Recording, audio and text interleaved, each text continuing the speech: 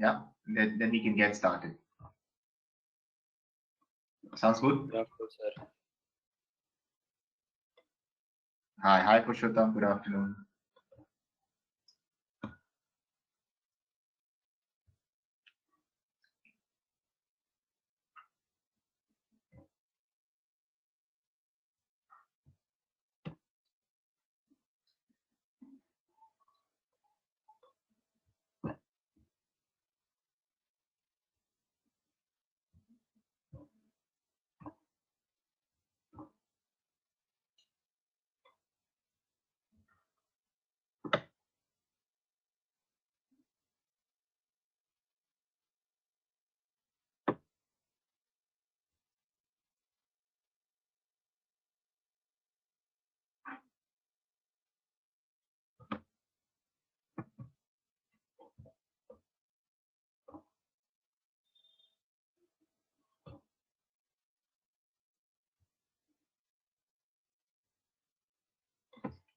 Okay, we will start at about 12:06, 2 minutes from now. Okay.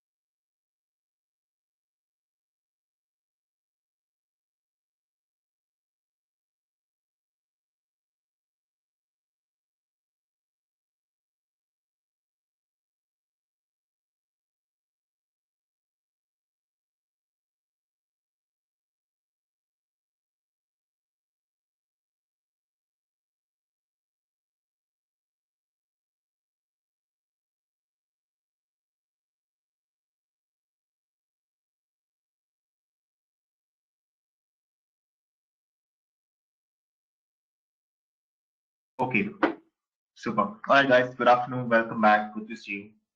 Uh, I see a few new names. Bharat Kumar, Unnati. Were you guys there in the last session? I don't think so, right?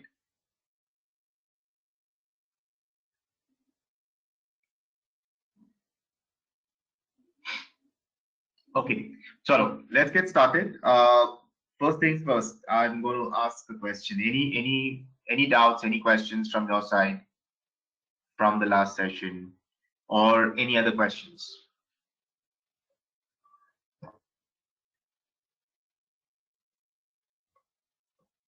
Rajiv, just one question. The last time the Excel which you worked, we did not get that. We were thinking of we thought that we'll get it. Uh, Okay, Kaushik. So what I'll do is I'll share that after the session. okay, Okay. sure. Thank you. Yep. We asked the same question to Karan also. I think Khushbu asked it last 2 days back, but no answer were there. That's why. Okay. So I should have shared it last week itself, but nonetheless, I'll share it right away after the session. Okay, Okay. sure. Thanks a lot, Rajiv. Okay. Okay. Any other question apart from that?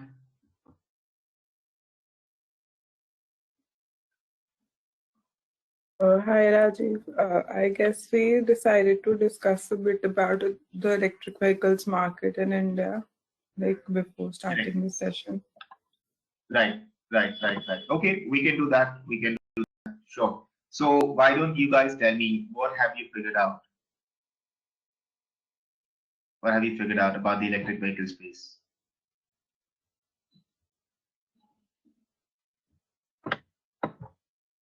Rajiv, good morning. How are you? Nalin, hi. Hi. Good afternoon. All well. How are you? I'm great. I'm great. Thanks for asking. Yes. So, Yes. uh, uh, uh, well, I am more interested in, under your, what exactly are your observations toward the industry, which is migrating towards the electric one. Okay. Right. And there are a couple of questions which are, they keep on dropping on my head. Is Right. what will happen to the companies which are solely dependent on internal combustion, like the diesel and petrol ones? Okay, because Correct. these are big giants, if you call them, and Yeah. obviously automotive is one of the most, the industry which offers the maximum employment to the economy. Okay. Yeah. And with the reduced, because look, in the electric vehicles, you will not have engines, right? Correct. You'll have motors. You will have motors, you will have MCUs, motor Batteries, yeah. okay, motor control units, and you will have a basic like the wiring is always there, steering and all those things. But the engine components itself are very, because there are die-casted industry that's going to depend on it. Okay, and lot many sensor industry, but obviously they're going to use the battery also, right? Okay, and second thing is how India is going to handle the problem wherein we are having the shortage of electricity, and you will not be able to have much of the charging stations at every places, where, and as well in residential and as well as in the commercial places. Okay. Okay. Those are like a bunch of questions. Might take up the entire 4 hours. I'm sorry. I'm just curious I'm to, I'm just curious to know. Yeah. I mean, I'm absolutely game to discuss that for the next 4 hours, plus 4 hours, plus 4 hours, because there's one industry that I've spent some time in, and I have some early stage investments in the electric vehicle space. So there's some which I can share that is happening bottoms up and tops down both, top down both, right? Okay. Yeah, so it all depends on the rest of us if they are game to tag along. It's like a deep dive on electric vehicles in some sense. Okay. Okay. Okay. So let's here's my idea, right? I think last session I tried to do it, but I think my laptop crashed. Something happened. I don't even recall, and we couldn't. I remember reconnecting twice, and then we said, okay, let's push it to next time. Okay, so I plan to do address these questions, and conversation in the following manner. Let me know if that is fine with you. Number one, I'd like to share how I have plotted the industry from an India perspective compared to the internal combustion engine. Okay, so I'm happy to share one issue tree, as it's called. It's actually a strategy tool. It'll be great for you to learn another strategy tool. So I can start with that.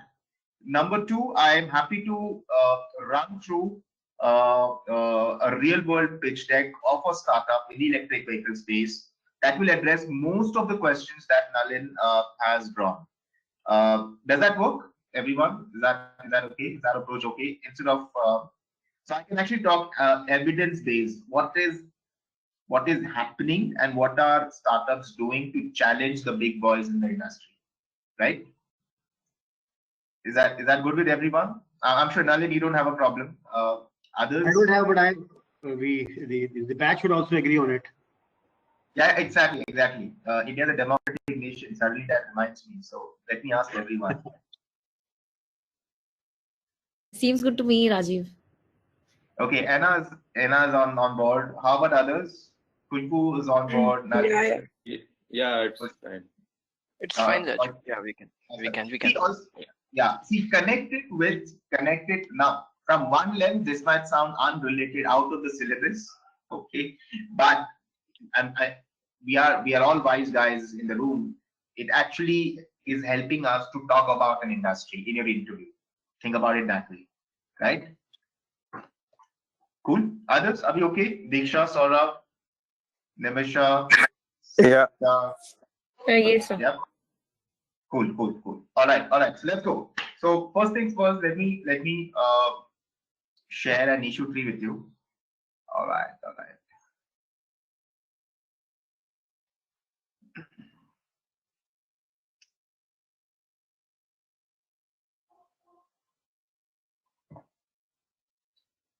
Okay.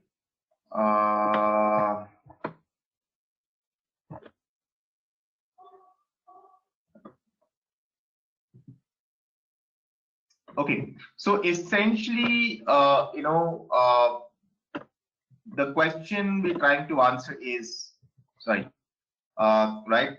Focus area is essentially, actually, I made this deck for some time ago. I was presenting at a startup conference. They asked me to present about what is my thoughts on electric vehicles, and that's how the slide was ready. Okay. Okay, so the focus area is why are electric cars not yet mainstream in India compared to ICE cars, right? And just to help everyone, is ICE is internal combustion engine. So anything that runs on fossil fuel combusts in the piston because of the piston, right? In the chamber, that's an internal combustion engine. You can combust petrol, diesel, CNG. Okay. Petrol, by the way, has an electric spark plug that is needed. Diesel combustion engines are based on compressed air, FIR. There are no spark plugs. Okay, and CNG depends on what catalytic converter you have, mounted. Right, Nalin? Yes, am I right on the technical side, engineering side? Yeah, Of course, perfect. Yeah. Just to know, because it's very important to know these, differentiations. And electric cars, as we discussed, Nalin brought it up. They do not have engines; they have motors. The moment you have motors, the entire design, assembly, manufacturing, componentry changes. Okay, so power systems change. You no longer have a fuel system. Yes, you do. You can argue that battery is a fuel bank, but technically it's power. Okay, there's a difference between fuel and power. Also, okay, so pardon me, I might probably get into a little bit of pure sciences and engineering, but I like to go deep into the subjects all the time. Okay, so let's see why. All right. Essentially, prices of EVs, and I'm now only talking about EV cars. I'm not talking about EV bikes, EV trucks, or EV buses. Okay, or I'm only talking about EV cars. So prices of EV cars are generally higher than ICE, right? Is that right? Typically, look at Hyundai Kona, MG ZS, even the Tata Exxon EV.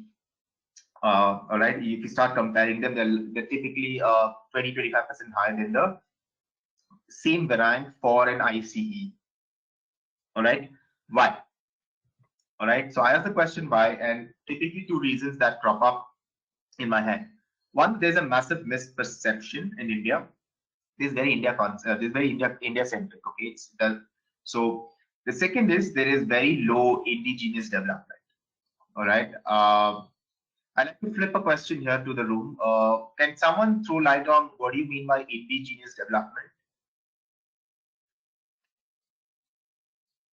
Anyone? Local development, is it? Yeah, absolutely. Indigenous is locally developed. We have very few locally developed models, right? So the indigenous development in India is very low as far as electric vehicles go. All right. So two main reasons that are driving the price of EV cars higher. All right. I asked the question why again. Okay, guys. So please stop me, ask questions. Okay. Don't wait for me to complete. All right. Just make it very fluid. So I asked the question again. Why is there a misperception? All right, it leads me to three main reasons. One is the driving range. Okay. Two is cost of ownership, and three is safety issues. Okay. So driving range, cost of ownership, safety issues is driving the misperception. That misperception is causing the prices of EV cars to go higher. All right. We all know what a driving range is. So what's the driving range average that we have in India for an EV?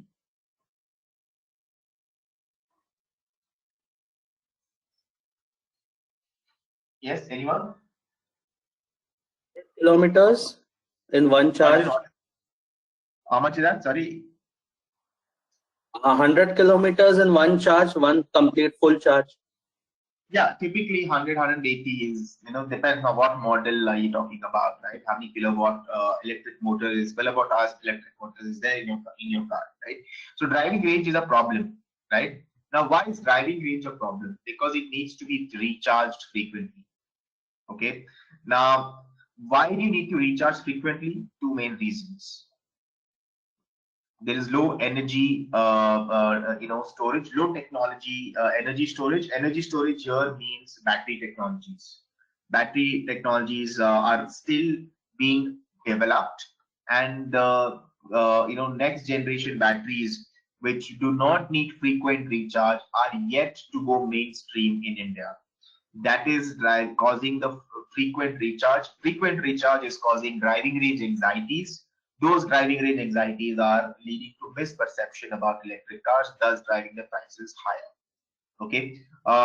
The second reason is sparse energy banks. Energy banks are similar to petrol bunks, where probably at every 5 kilometers, on an average, we have a petrol bunk on the national highways, right? Even 10 kilometers in some cases. However, that's not the case with charging stations, charging points. Where do you need to put charging stations, charging points, right? We don't see much. That is again leading to range anxieties. Okay, and here's where I'm going to talk about. I'm going to mention two startups. Okay, Gigadyne, look it up. Okay, now Gigadyne is solving the problem of low tech energy storage. Okay, very interesting story. It's a startup founded by engineering dropouts. Okay, and they have designed a graphene based superconductor. Graphene based superconductors. Graphene is nothing but carbon.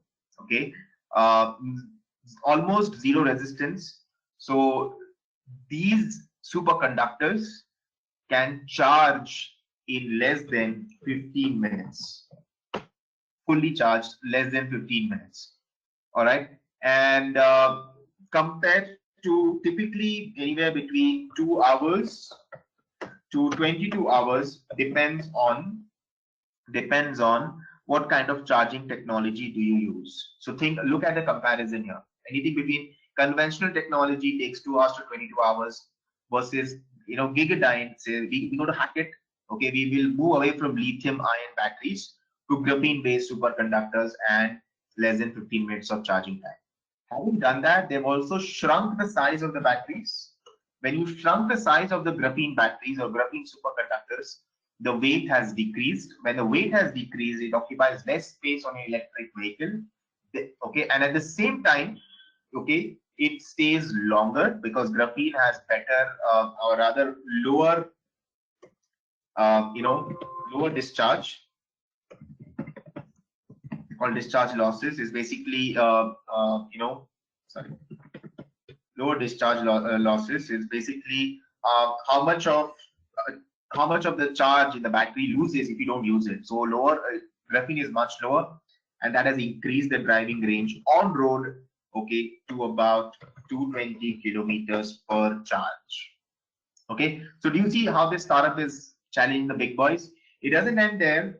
Graphene has commercialized the prototype, and M&M is partnering with Gigadyne to install graphene-based superconductors in their next generation electric vehicles. Okay, Mahindra Electric has a large electric play. Essentially, that's when Mahindra acquired Maini Electronics, Chetan Maini, right?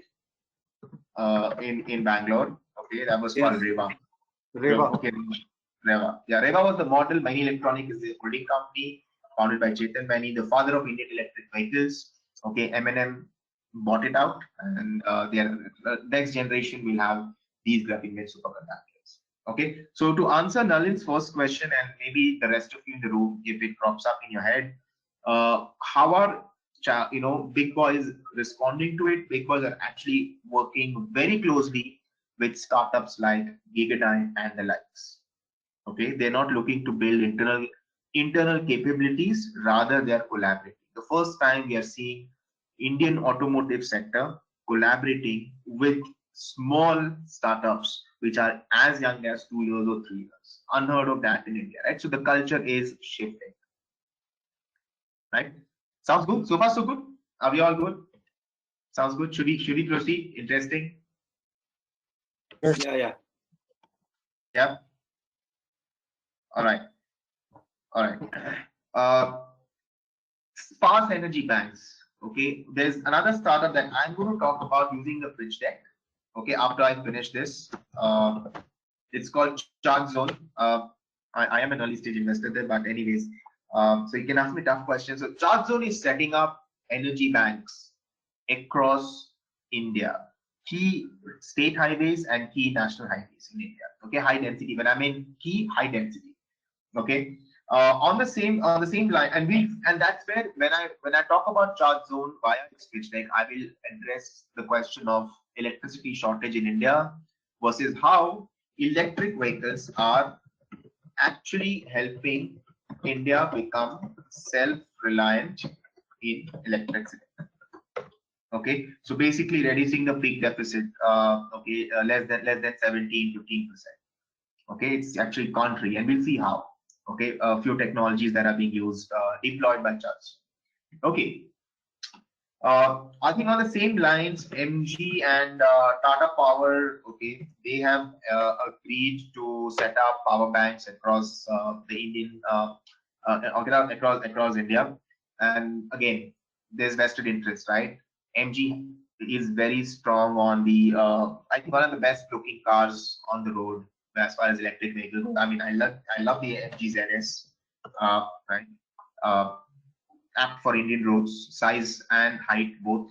All right, and Tata Power because yes, it has power generation capacities. Plus, it will also help Tata Motors to plug in as a part of that ecosystem. See, so things are again changing. Again, you see a large conglomerate, Tata Power, partnering with another large conglomerate, another large company, which is MG, and they are looking at synergies. So the Indian automotive sector is shifting, okay, to collaborate rather than compete. Okay, they're collaborating more rather than competing. They used to only compete until now, but they figured out they can't compete on everything and everything under the sun, right? So we might rather collaborate and not compete. Okay, sounds good. Now looking at the next key reason. Okay, by the way, what you just see here is a level 1, 2, 3, 4, level 4 reasoning. Okay, this is an issue tree. So you go down to the root cause of why driving range, why misperception, why frequent recharge, and then stop at, okay, now this is the thing I think is solvable. All right, let's go to the other root cause, other reason of misperception, which is cost of ownership. Now, cost of ownership is high because of largely two reasons. Cost of spare parts, very high for electric vehicles. As Nanin pointed out, the componentry is very, very different. Okay, the spare parts, I mean, you can't find these spare parts in the Kurla market in India, in Bombay, if you know what I'm referring to, or even the Lamington Road market, right? Or Pahalganj in Delhi, right? You can't really find those there. So other reason cost of ownership is still high is because of cost of MRO, service center. We don't necessarily see a local garage, a mechanic at a local garage who can operate on your EV. You wouldn't be comfortable, right? Because you're not too sure whether the guy has the skill set or not. Okay, and that is driving up the cost of ownership. And please think about it, automotives and any capex, especially machinery, you also need to crack for cost of ownership. It's just not cost of purchase or cost of acquisition, it is also cost of ownership, which is recurring costs. Okay, and that's the reason why Suzuki has had a massive success in India. Okay, Maruti Suzuki is what I mean. All right, because spare parts sasta hai, koi bhi kaam kar lega us pe, right? No need to really find a specialist mechanic. Okay, and that brings us to the aftermarket. So aftermarket for electric vehicles is dormant. There's no aftermarket still. Okay, aftermarket means access to spare parts and access to service centers. Okay, now why is cost of spare parts, why is cost of MRO high? All right, access, there is limited access, minimal supply. okay, for spare parts and MRO centers both. Why spare parts are high? Access to spare parts is minimal. Okay, low localization. Okay, I'm going to stop here and flip a question. Does someone know what low localization or localization means? Means localization means that you don't have much Indian-based suppliers, or you can Correct. say the parts are completely manufactured in a way, raw material, all on the aspects manufactured locally. Right. Right. Nalin, that's one. Someone else who wants to chip in? It's natural for Nalin to chip in. That's his home industry. Others? Hello, sir. Nimisha, yes, good to hear you. Yeah, because most of the raw material are imported in this sector. Right. And do we raw material or components? There's a massive difference. components. Yes. Components and some like they use, like our company use to manufacture catalytic converter. For that, they depend on Europe for platinum to import it. They get imported that platinum also. But you don't need a catalytic converter in electric vehicle. Yeah, that is not required in that. But in this scenario, present scenario. But our context is electric vehicles, right? There is no catalytic converter in electric vehicles. Yeah. Okay, Rajiv, since I'm into electronic industry only, the challenge what is there, if you see if this EVs or any of the segment, you have vast use of the printed circuit boards, or you talk about the passive components like the capacitor, resistors. Okay, these are all imported. None of them are manufactured in India. Either they are manufactured in China, Taiwan. Which itself gives an exposure that if you are importing it from China, you are again putting your industry completely into threat, because citing the various issues with China, with the border situations. Okay, so that is again giving you an exposure that, which I feel a bit of hesitation, that if you don't have a localized electronic market, in a sense, you don't have a localized electronic manufacturer in India, you will be always dependent on whether you talk about Europe, whether you talk about Taiwan, whether you talk about China. Okay. Correct. So correct. Absolutely. So, okay. So let me drive home this point. Localization. I put it on the chat. It's called localization factor. Okay. It means what is the percentage of components that are designed, manufactured, and assembled locally. Okay. What that means is the higher the LF. Okay, it's called LF. Higher the LF, okay, lower is the price point or the cost. Lower is the LF, higher is the cost and the price point, right? So to give you this context, give you some more context, any manufactured good that you and I utilize, it could be electronics, it could be cars, white goods, just about any damn thing, okay, even electricals, you have to always break down and ask what is the LF onto this, okay? And can you manufacture some part of those components or design some of them or assemble some of them locally? If yes, great. And that is what triggers manufacturing entrepreneurship. Okay. So LF, I'll give you some more example. I'm sure Nalin knows about this already, but just let's, Nalin, you and I, let's help the others to get on the same page. Okay. X1, everyone knows about the BMW X1, right? Now, to give you some context, X1 was, completely contract manufactured, okay, by Magna Steyr in Graz. Graz is a small town in Austria, okay. X1, the complete car. Magna Steyr said to BMW, we will completely manufacture and assemble your X1 and supply it to wherever you want us to. Okay. And by the way, Magna Steyr is not into contract assemblies. Magna Steyr is one of the heavyweights when it comes to roofing solutions for automotive. So automotive roofing solutions. Okay. Anyone who loves convertible roofs, sunroofs, convertible tops, all of these Magna Steyr designs and manufactures. It's a very complex component. It's not easy, right? Nalin, yeah, you can relate to this, right? Absolutely, yes. Completely. Yeah. So, but what happened? BMW, as it saw in India, once the X1 volumes increased and they wanted, there is more demand for X1. Okay. BMW said, okay, let's localize X1. Okay, by about 26%. Okay, which means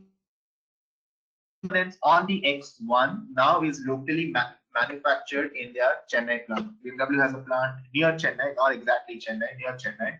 Okay, that's another auto hub in India. Okay? Like it's called the Detroit of India. Okay, so because of which the prices of X1 came down significantly in India, and BMW saw a massive growth in volumes for its X1 model. The same is true for X3. Okay, same. Magna Steyr, specializes in these kind of activities. Okay, and this is what gets us to formats like completely built unit, like X1 earlier. Also, the Volvo XC90 is a CBU. Okay, you get a completely, you get a completely knocked down format or a module where all the components are knocked down. The car is knocked down into smaller components, shipped locally, and the local plant only assembles it. Okay, or it could be completely localized by a localization factor of more than 70%. Like most Maruti Suzuki cars, it's about 90%. Barring the engine, mostly is everything else is made in India. Okay, in the Manesar plant. Okay, sounds good. Does that give you some more dope on automotives? The rest of us. Okay, do you now understand the difference between CPU, CBD, CKD, right? There is a few of them also do semi CKD. All right, few models are semi CKD. I'll give you an example. The GLC is a semi CKD. All right. Your what is that? The other one. Your Jeep, not the Jeep. One sec. Just there on my head, just going away. Oh, it'll come back to me. Sorry. Okay, you get this concept, right? And so low localization factor. So which means there are very few Indian entrepreneurs or Indian manufacturing units who can design, manufacture, assemble components for electric cars. That is leading to a shortage or minimal supply and access to spare parts. Okay, that's the reason why precisely we need to import a lot from China, import a lot from Taiwan, import a lot from Thailand. By the way, Thai and India have an FTA, so that solves the issue for a little while, but not with the other countries. Few come from Vietnam, okay, and that's attracting a lot of import duties. Okay, when you import, if you don't have an FTA, it will lead to import duties, right? That's the same case with MRO access. Since there are low volumes of EVs, there is no incentive for people to set up, a service center, especially for MRO, and that's a policy issue again. So high import duties and low volumes, because again there are no low technical skills on people who can operate. Okay, that is leading to cost of MRO going up, cost of ownership goes up, misperception builds around why is the price so high. Sounds good? Yeah. Any questions? So far so good, everyone? Yep. Nalin, is this diagnosis in line with your expectation? Yes. I mean, Sir, can you please repeat the full form of MRO? MRO is maintenance, repairs, and overhaul. It's a industry technical term. The street language is called service station. Okay. Okay. Thank you. But Thank you. it is from an industry language. It's an MRO. Okay. Cool. Any other question? See, you are looking to be on the investment banking side for automotives, you will need to know these things. Okay, so take this as probably a crash prep for your interview, right? Hello. Saurabh, yeah. Yeah. Hi, Rajiv.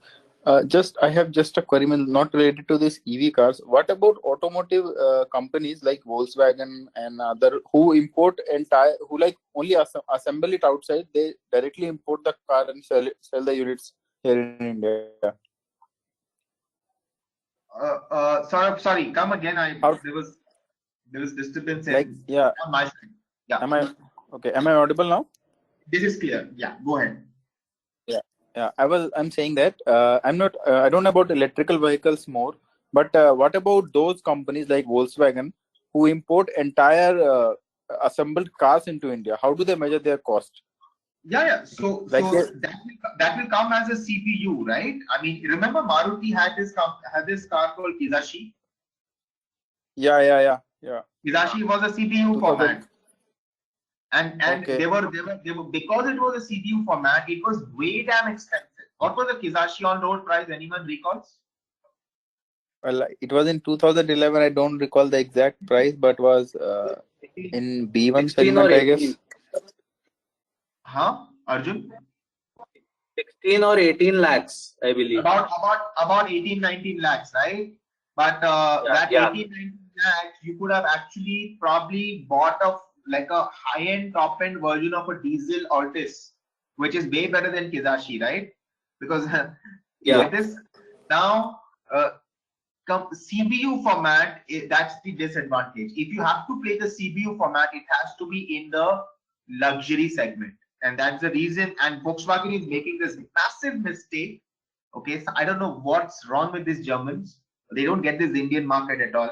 All right, the Tiguan is almost 100% CPU, and the Tiguan is small, right? You might as well go for some other car, right? Why spend 25-30 lakhs on a Tiguan, right? Or even the T-Roc for that matter. Very little of that is localized. They're planning to do it, but they could have done it easily with their plant in Chakan. But I think their quality is way better than the other Marutis or the Hyundais. No doubt, no doubt. So you have to compare quality based on completely locally built to locally built. You can't compare quality of locally built versus a CPU. You can never. That's an apples to orange comparison.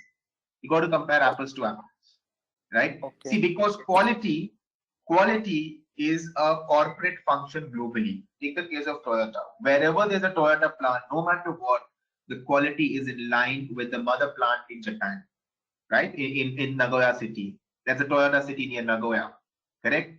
So it's a corporate function.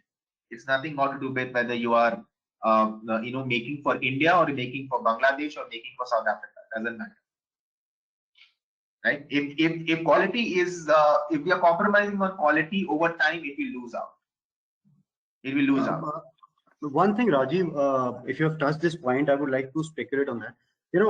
Basically, what had happened with you talk about the Europeans or you talk about the Americans, like General Motor has to move out of this country, or the Harley Davidson has to move out of. It is very important for these players to understand what kind of a market is there in India. Right. Which vehicle is suitable for India, or what is there? You have to take a stance. Toyota does not invest. Toyota is selling Fortuner and Innova. Okay, these are his fast-selling vehicles. He has some or try to make some understanding with Maruti Suzuki. Baleno is Glanza, right? So they have rebadging or whatever they keep on doing it. So your strategies should be very clear. Whether it is with Renault, Nissan, they were launching parallel vehicles, right? They were launching one with Renault name, one with Nissan name. That colluded all together. Yeah, that's called beige engineering, right? The same platform, just change the name, right? A little bit of tweaks. That's beige engineering. The engine is same, and you are launching with different brands. Yeah. So interestingly, see, rightly said. So Baleno and Glanza is the same. In fact, Toyota is buying Baleno, Glanza from Toyota, from Maruti Suzuki. Okay. Yeah. So is the case with many Hyundai cars as well. Hyundai and Kia, right? Venue and Seltos. Sorry. Yeah. Sorry. Yeah. Great. Sorry, my bad. So even it's a case with Hyundai and Kia Motors as well. The case with Skoda and Volkswagen as well.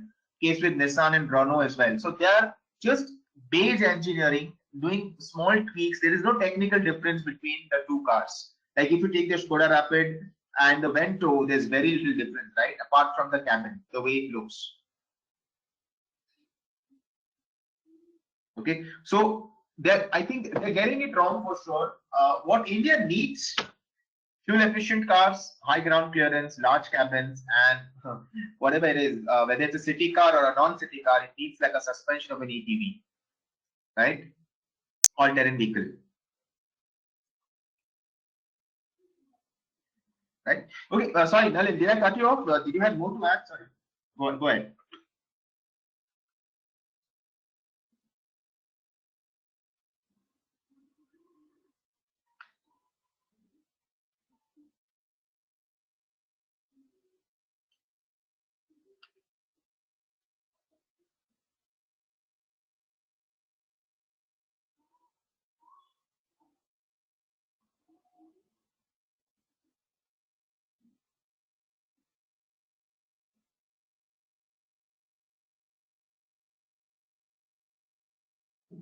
Yeah, so hello, are you guys there? Yes, yes, very much. Okay, Yeah. okay. Yes. Yeah, all right. I was very so Nalin, you had something more to add? Sorry. No, Okay, so we're all together, right? All no one's lagging behind. Everyone's together, right? Okay. So then comes down to okay. By the way, Arjun, did I answer your question? I mean, you started that whole conversation, right? Friend with how about Volkswagen and the likes, and I think Nalin helped us answer the question. I did help you answer the question as well. Right? Is that okay? I have a doubt, sir. I have a doubt. You were telling about Skoda and Volkswagen, but then the parent company is Volkswagen, right? Yeah. They are no two different companies. So does that anyway affect the parent company if they are selling two cars which are almost similar?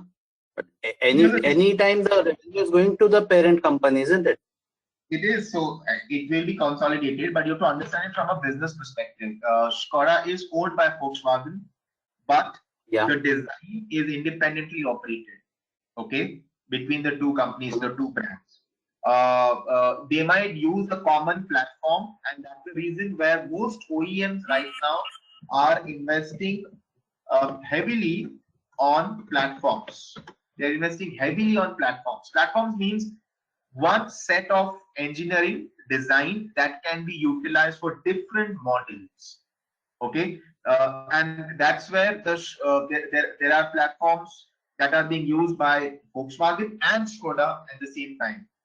Platforms that are used by Nissan and Renault at the same time. Okay, like Nissan, like Renault Scala and Nissan Sunny, same platform. Yeah. Correct. It's the same platform is shared between Hyundai and Kia Motors. Okay, again, Kia is owned by Hyundai. Okay, so that's what's happening with these, as I call them, confused OEMs. They're confused. Why should you have two different brands? Look at Toyota: neat, clean, agile, absolutely lean. There's one Toyota. There's Lexus for their luxury play. They have Hino for their commercial vehicle diesel play. That's it, right? They don't have alternating, brands like these. Okay, and that's why you see Toyota is the only OEM that has consistently delivered upwards of 9% EBITDA. Okay, despite economic cycles and business cycles and financial shocks since 1950s till date. They haven't booked a loss, right? Every other OEM, Ford, Volkswagen, Skoda, what are their margins? 1%, 2% max, 3% max. You're talking of 9%, 3 times higher. There's something right that they're doing, correct? Correct. That answers your question, right? Why? Just because they're German, just because they are, Italian, it doesn't mean they make the best business strategies. They might have best components, like few components from the Fiat Spa group is like way top of the line. Hello. Right? Yeah.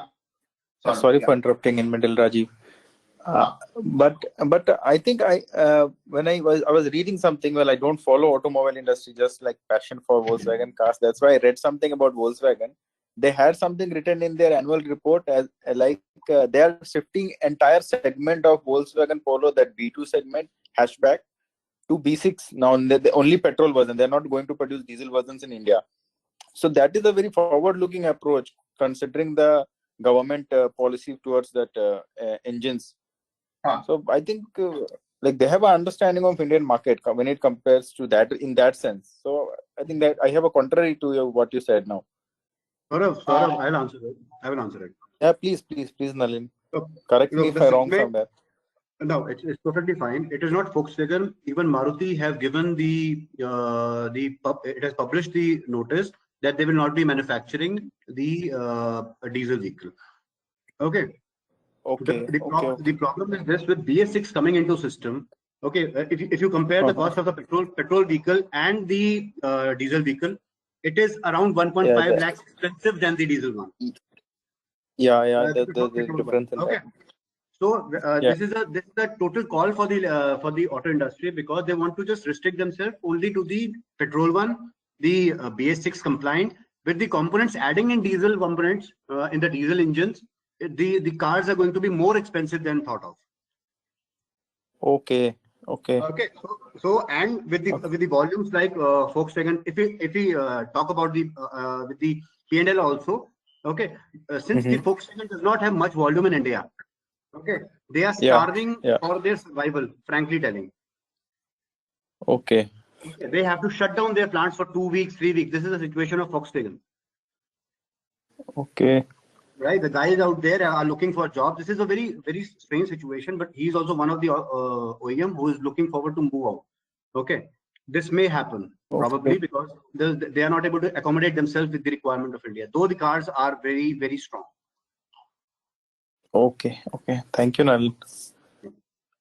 Okay. Thank you, Nalin. So we are all on the same page, right? We're just looking at it from different angles. So yeah, and that actually gets the opportunity for electric vehicles. I mean, right? So okay. So should we continue? Okay. Awesome. So even Fiat, I don't know. I get a gut feel they'll move out again. There are multiple failures for them in India. All right. So safety issues, from a safety issues, right? Misperception. What are those problems? Fire hazards. Yes. Yet needs to be solved, right? So that's a misperception, massive. Why? Because there is very little research and development that is happening on the componentry for safety parameters, okay, in an electric vehicle. That's causing, and the other reason is test awareness from whatever is happening. What you need to get tested at NCAP and ARAI, correct? So that again, the awareness is not being made public, or maybe the test results are incorrect, methods are incorrect. That's a massive regulatory loop, as far as safety issues are concerned, and that's actually could be a cartel play. We never know. Okay, that could be a cartel play where electric vehicles are facing resistance in a silent form, by way of cartels cartels formed by the oil marketing companies and or of the OEMs who are heavily invested in fossil fuels and are not willing to diversify, or are not willing to write off. So that's largely what is taking building a misperception, and that misperception is leading to a higher price of electric cars. All right. The second major reason, which is low indigenous development, okay, is why is there low indigenous development? Again, low technical skills. Like automotive designers, automotive engineers, powertrain, your electronics and electrical engineers who want to work on powertrains of electric vehicles. We have a short supply of those. We have a lot of supply of qualified engineers, but underskilled engineers, but we don't have quality supply of engineers who are skilled and are willing to do that work. All right, and of course, the massive policy deficits, right, by the government. However, they're trying to change that with FAME 2 policies. Have you guys anyone read FAME 2 policies? Yes, Sorry? the National Electric Mobility Mission Plan and the faster adoption of manufacturing and hybrid Correct. electronic vehicles. Absolutely, absolutely, absolutely. So if you look at, there are a lot of now incentives that is formulated and rolled out by the government.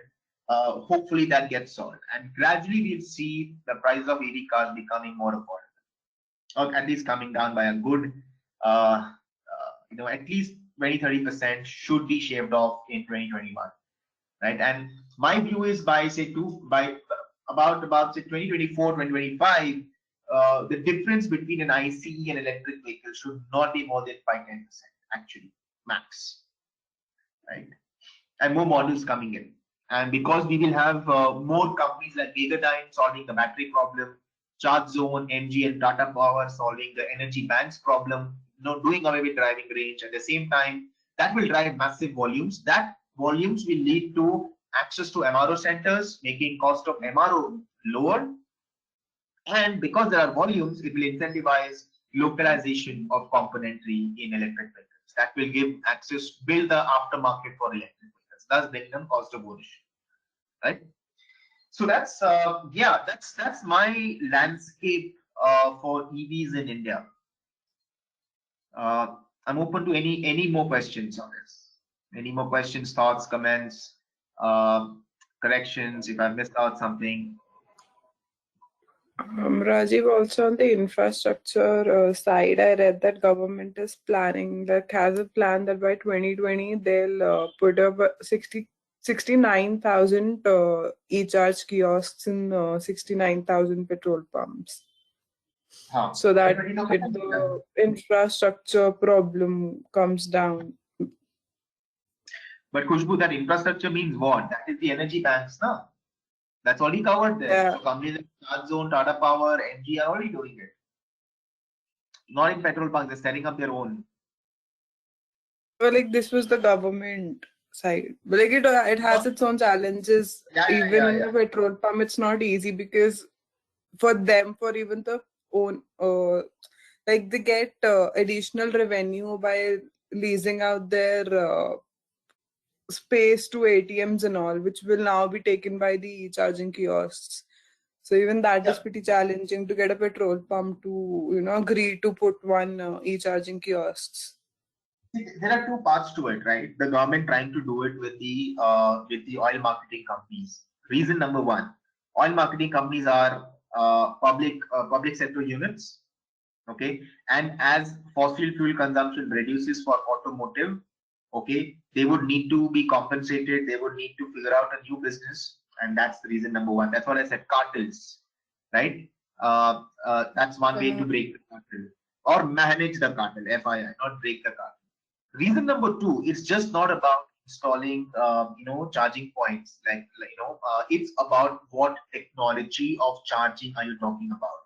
Typically, there is level 1, level 2, and DC fast. 3 technologies right now that are available. Which one are we talking about? Okay, so most of these babus are clueless about this. Okay, because they don't come from the technical background, right? They do all this mumbo jumbo shit and say, okay, let's do this without really thinking what they're doing, right? But it's these startups and and the OEMs and the component manufacturers, tier 1, tier 2, who are blending technical skills with commercial skills, and that's where you start actually solving the problem. So when you talk about L1 charging point, it will take you about 22 hours, okay, to charge a car. L2 is about 8.5 hours. DC fast will take you about less than 45 minutes, max to 90 minutes. Okay. Now DC fast is again, the cost of installing DC fast is way high. All right. So if you look at Ather charging stations, has anyone looked at Ather charging stations? I just looked at Ather charging in Bangalore the other day. It's in Orion Mall, right? And that's a DC fast charger. So, and Ather is a privately held company, right? It's a private company backed by massive investors. They know what they're doing and how they're doing it to solve the driving range, okay, by way of energy spec. So, Ather, sorry, I just typed very quickly here. Yeah, thank you.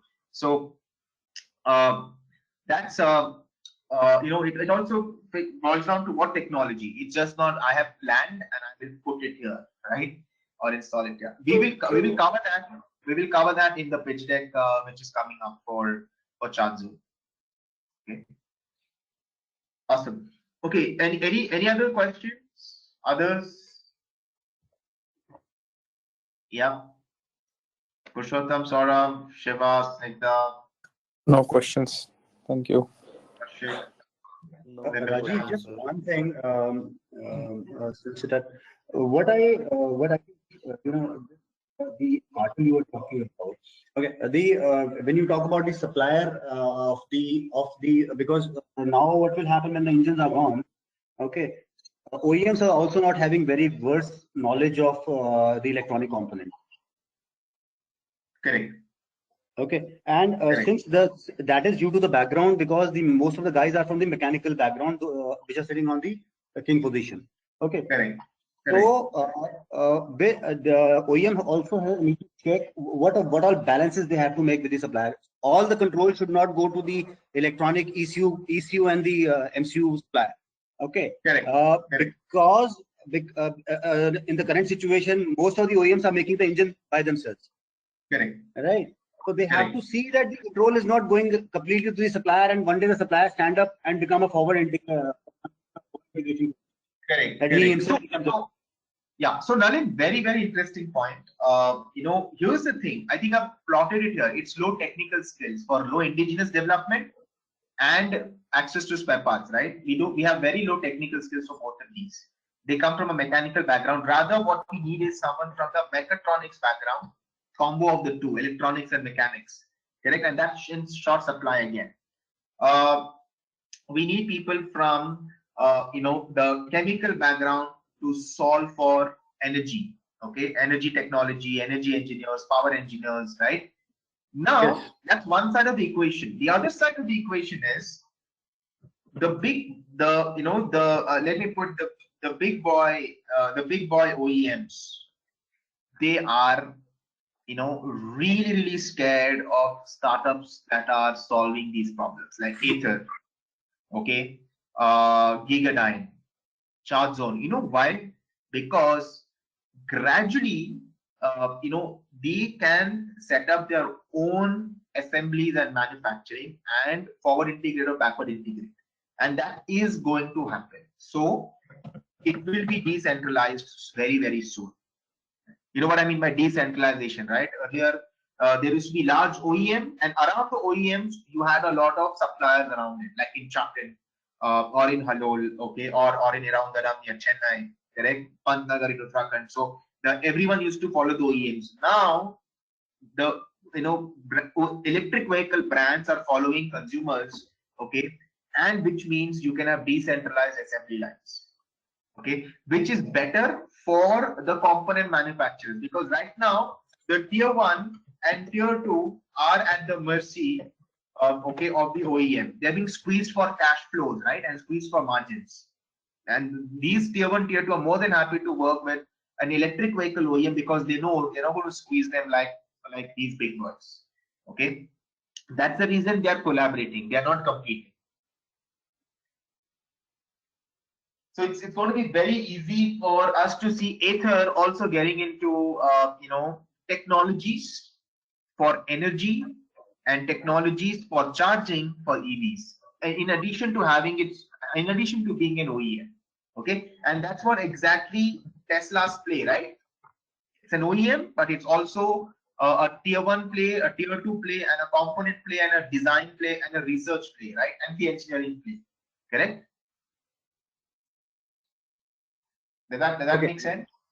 May I commit? Okay, what I see or what I go through, these big boys, what they have done very smartly, they have invested in these startups. If you see Ather itself, Hero MotoCorp has invested like 300 crores or something. Okay, so he's increasing his stakes in Ather. When the time comes, he may buy it. Yeah.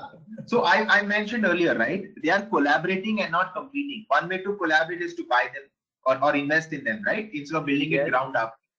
They let the specialized people manage it and build it, okay, rather than we build it ourselves in-house. So I mentioned it, they're collaborating, just like M&M is collaborating with Gigadyne and ChargeZone to power their M&M Glide and electric vehicles, right? So their question is build or buy. They're happy to collaborate and buy out gradually, and it's also good for the EV startups, right? Fair enough. We have liquidity when we when we grow big. Someone will buy us out, and we go on to do some other things, right? So that's a venture capital place. So all of them, like for example, BMW has BMW Ventures, right? All of them have the venture capital arm, which is now getting very, very, very active, and all of them also have accelerators, right? Where they work with these startups and start, collaborating with these technologies, discovering new technologies, discovering new sets of skill sets which are highly specialized needed to solve EV problems, power problems, right? EV and power problems, both, right? So, like for example, even Bosch has an accelerator. Robert Bosch has an accelerator for automotives, right? Mercedes-Benz has an accelerator for automotives. So all of them are trying to collaborate in different ways, right? Basically, Hero Motors comes from Hero Ventures. I mean, the investment comes from Hero Ventures, which is a venture capital arm of the Munjals. Right? Yeah. Sounds good. Sounds good. Great. Awesome. Awesome. So I believe this was like this is helpful. It was good to go a little deeper onto automotives as a space, EVs as a space. Yes, others. Anna, Amit, Diksha. Yeah. Yes. All right. Super. Super. So should we go to a pitch deck of an electric vehicle startup and see how it's actually, just challenging these big boys? Yes, sir, please. Okay, good. Just give me 5 minutes. I'll be back. Give me like exactly 5 minutes. Less than that.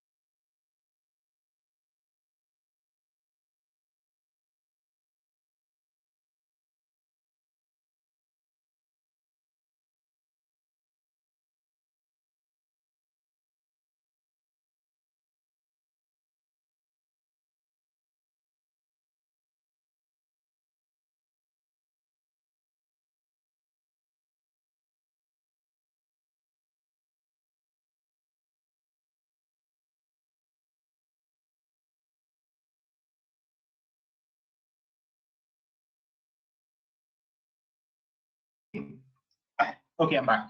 All right, super. So one thing, you know, while we were on R&D componentry discussing that main point, something came to my mind. It just vanished again. Now it's back. So Minda is you know, going really big in the autonomous vehicle space, electric vehicle space. Okay, from a component perspective. All right. And the other play that's, you know, going big after electric vehicles is autonomous vehicles. Again, the traditional OEMs are not able to do so, and they are depending on a lot on you know, startups who are working on autonomous vehicles. Okay, awesome. So let me take this out. All right, can you see my screen, everyone? Yes, sir. Yes. Yeah, visible. Okay. Super. Now we'll talk about an actual pitch deck. By the way, do you know, as investment bankers, you have to make a pitch deck. Okay, so you better it'll double your learning. And how to write good pitch decks, right? And also get some dope on charging stations. Okay. All right. So this company, I mean, I have vested interest as an early stage investor. So you can ask me the tough questions there. All right. So ChargeZone, okay, it's an EV charging company.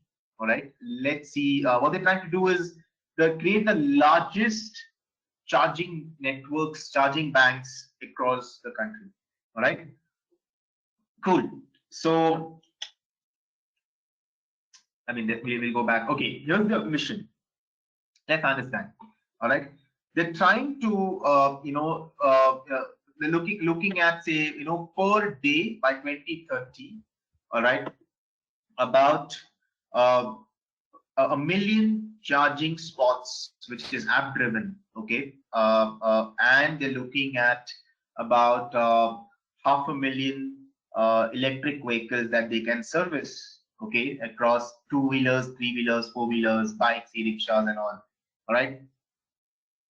And are looking at about, this is 15 gigawatt hours, okay, sorry, 1.5 gigawatt hours of selling power on a daily basis. Okay, that's their vision by 20. That's the key objectives until by 2030. All right, sounds good. So look at it. It's just not a charging station opportunity. It's these charging stations. Charging stations are actually will actually turn up like decentralized mini power plants. Okay, which effectively will solve the electricity problems in India. So conventional logic says that you need electric vehicles, so electricity kahan se aayega? But hey, you know, set up charging banks, you know, put emphasis on usage of electric vehicles, incentivize that, and actually your electricity issues will start to reduce. Okay, why? Because we are electric vehicles, once it becomes mainstream, okay, will trigger the power sector to go off grid. Right now we are on grid, right? Everyone's on grid. Does someone understand the difference between on grid, off grid? Anyone? On grid, off grid? I don't understand what is on grid, off grid. Okay, enough, fair enough. Others? No, I don't understand either. Okay. Anyone who's tracking the power sector?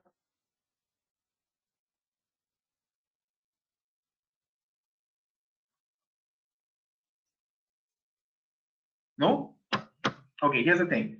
Okay, we are on the grid when we draw power from the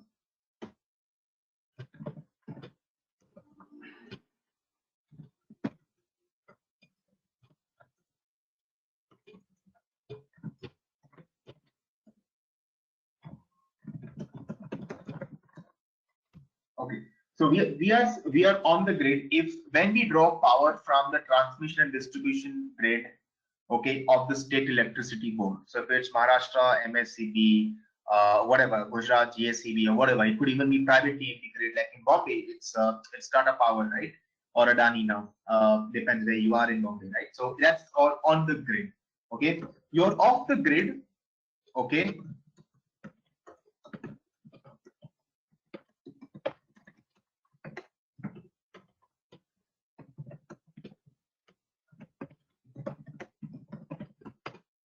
you're off the grid when you draw power from your captive power sources. So you have your captive, which is something that is of your own. You put it, and you install it, and you have power sources, from that particular source. So your rooftop solars, remember, a lot of we recall a lot of rooftop solar panels. Those are off the grid.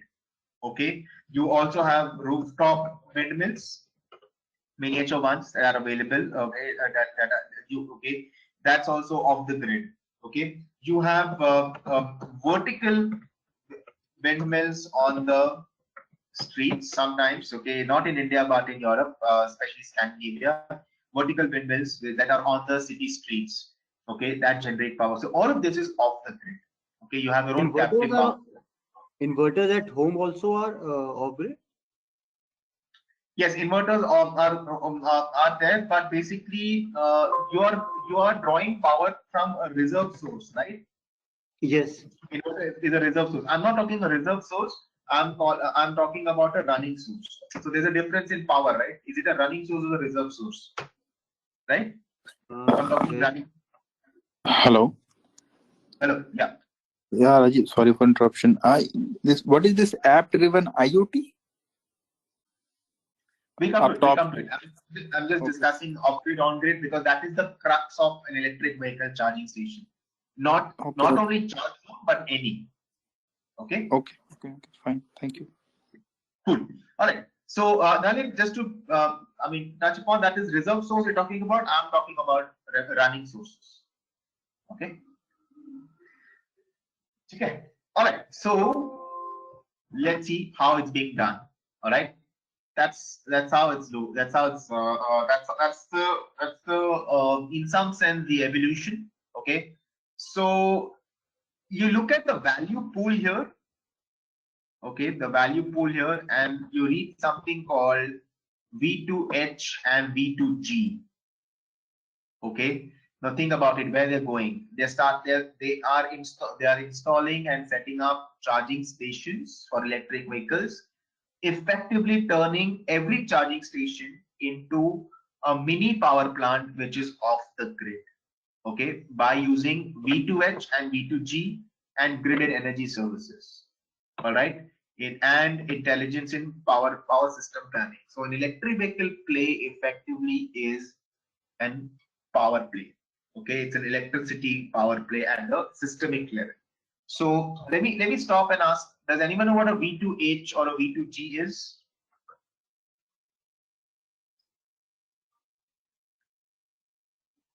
It's the same like vehicle to grid and grid to vehicle.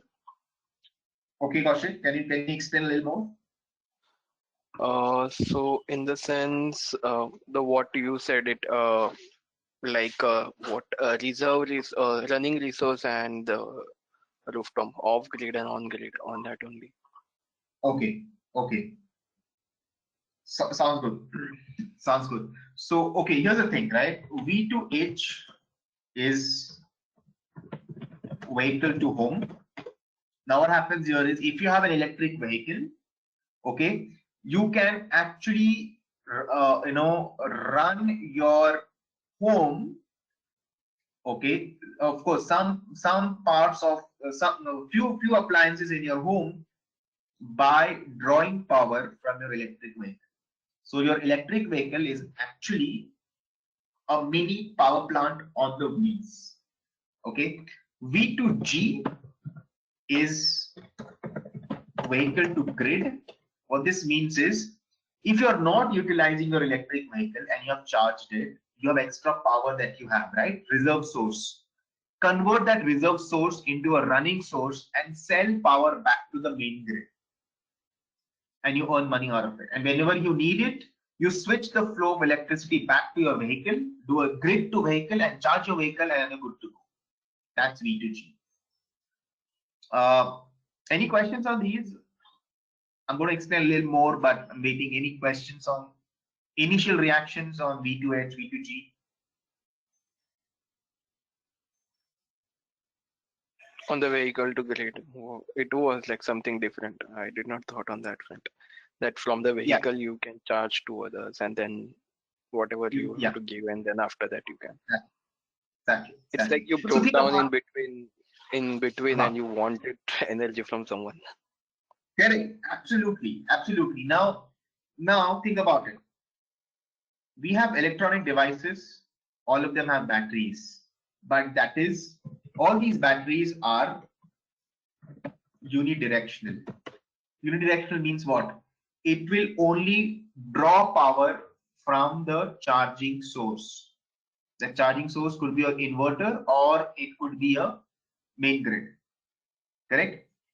However, electric vehicles, the battery management system, the battery technologies, energy technologies, the powertrain, okay, the power systems are so designed that they are bidirectional. What this means is your electric car can draw power from the source, and if you are not using that power, say if you've parked your car in the office or in your garage for 6 hours, 8 hours because you're working or you're at home, you can sell that power back to the home or to your own home or back to the grid. Okay, it's a bidirectional, so it will draw and discharge both, rather draw and dispense both. All right, the central technological framework of any charging station is, can you make it bidirectional? Okay, to make it bidirectional, you have to look at a DC fast technology. Okay, you can't do it on level 1 technology. I told you there are 3 technologies, right? Level 1, level 2, DC fast. You have to do it on a DC fast technology. Why? You can charge your car in less than 45 minutes to 90 minutes. The rest, all DC fast, come with electrical terminal boxes, which allows you to make it bidirectional.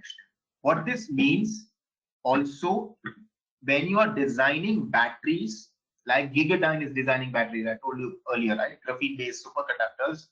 That when you're storing energy, you have to ensure that that battery is also designed and engineered for a bidirectional play. That is where OEMs are falling apart. They cannot crack this still because they come from a mechanical background, pure mechanical background. They do not have mechatronics. They do not have chemical technology plays, right? And they do not have power engineering expertise, right? So EVs is an extremely multidisciplinary, play. It's just not a vehicle play. It's not an automotive play alone. Okay, sounds good. Everyone with me? Everyone with me? Yes. Yeah, sir. Yeah. Yes. Okay, interesting. The way it's going to interesting. Yeah, Yeah. sir, exactly. Now think about it. If the government incentivizes ownership of EVs and we have federal benefits or income taxes or otherwise, a lot of us will like to have EVs at our places. And if you have charging banks, the driving anxiety also goes away. Better, that will lead to better MRO centers and cost of ownership comes down. At the same time, each one of our cars is actually a mini power plant on the wheels. When you park it, put it back to the grid or put it back to the office, put it back to the home. Okay, when you know you have to start driving again 1 hour before, 90 minutes before, switch it and it will start, your car will start drawing power and charging your battery quickly. Right? And you're ready to go. Sounds good? Right? So contrary to the popular perception that EVs are going to suck out electricity, where is electricity? It's actually the other way around. If you really understand the technology that is driving the EV revolution, unfortunately, most of the babus and most of the people like Arnab and the media do not go so deep into analyzing things. They're very surface level. So that is leading to a massive misperception, misinformation and misperception. It's delusional. Right? Cool. Sounds good. Others, are you guys awake? Nalin, if this is your it's up your sleeve, right? Yes, yes, yes. Yeah. Okay, cool. Anna, all good. Diksha, Kushbu, Nimisha, Arjun, Yeah. yeah, Shiva, Saurabh. Yeah, pretty good. Thank you. Cool. Well, So, Rajiv, just one question. As we are seeing the most of the cars in the future, like till 2030, they are thinking about electric cars and the reservoir, you are saying it, V2H and V2G. So in that sense, if you can see, India imports most of the fuel, 80% of the fuel, and that's going to be like less, correct? So, maybe government has thought on that front how they are going to compensate on that, because it's like a 60 billion import of oils, correct? So it's gonna be less for them. So how it's gonna yeah, is impact on in like India's GDP, and what will happen to the government when they are not going to take any what taxes on that front, which was now they are taking it for the oil or anything.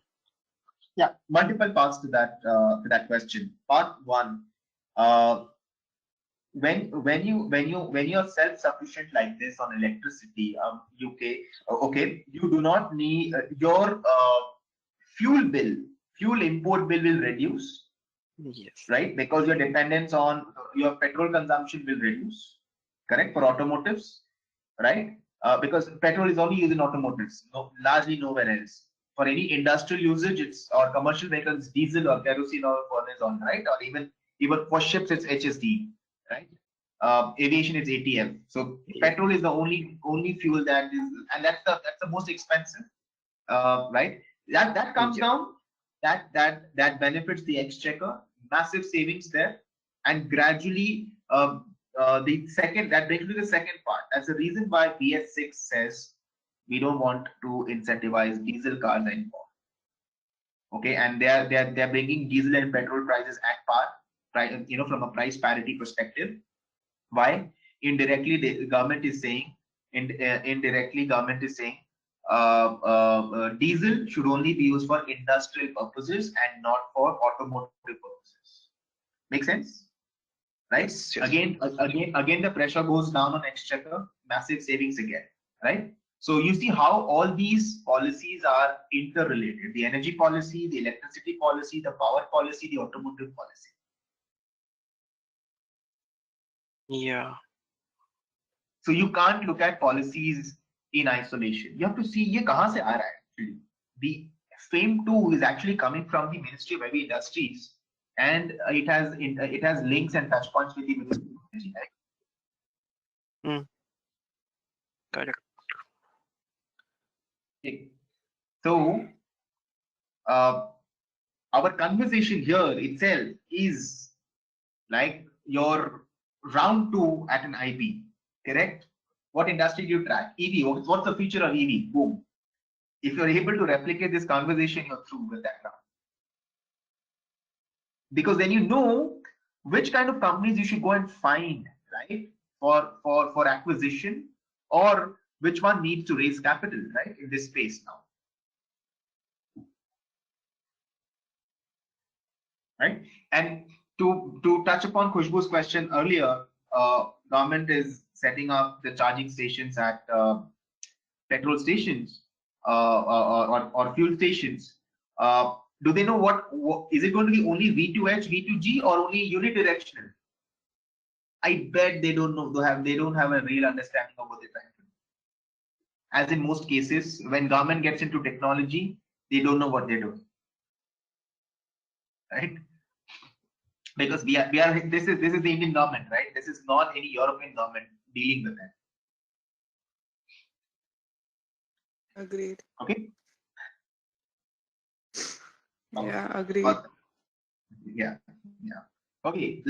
Should we go ahead on this pitch deck, or because it's a financial modeling class and I don't want you to go and say, "Hey, financial modeling kuch kiya hi nahi." Should we do a few more slides of this pitch deck? Some more dope on this space. Yeah, a few more slides is fine. Yeah. I think. Okay.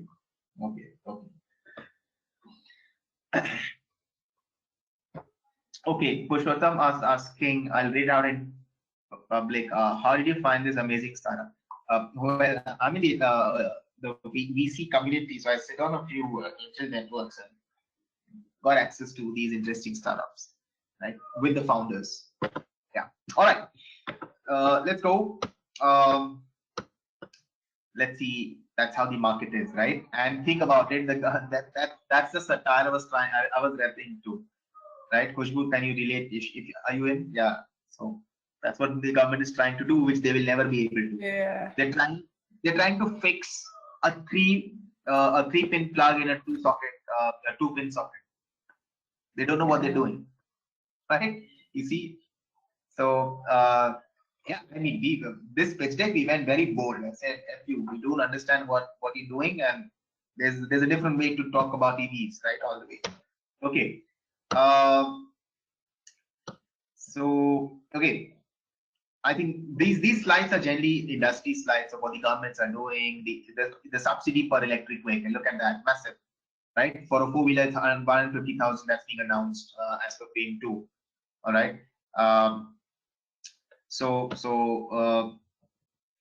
that's where the rest of the world stands, right? All right. What's critical is this. This is how it works. So on this answers, I think was it Saurabh who asked? IoT, yes, it's Internet of Things, right? And this is how the charging station management works. All right.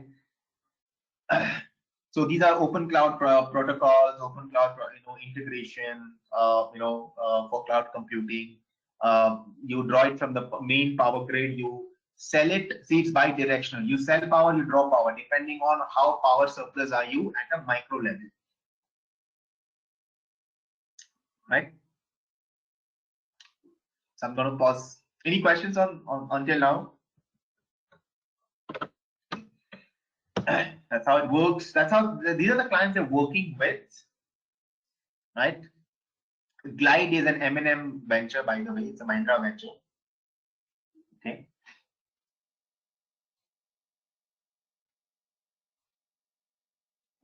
Blue, Ashley, big time.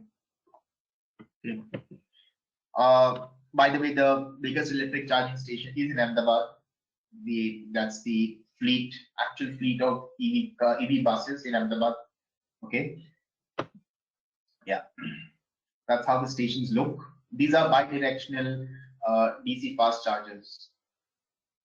Okay, V2G, V2H enabled. Okay, they're also working with Bajaj. So answers, I think, also Naren's question. Even Bajaj is trying to crack this space, but are unable to do so, and that's the reason they're trying to collaborate. Okay. Yeah, this is Bombay House, by the way. The picture in the middle, right? Tata headquarters.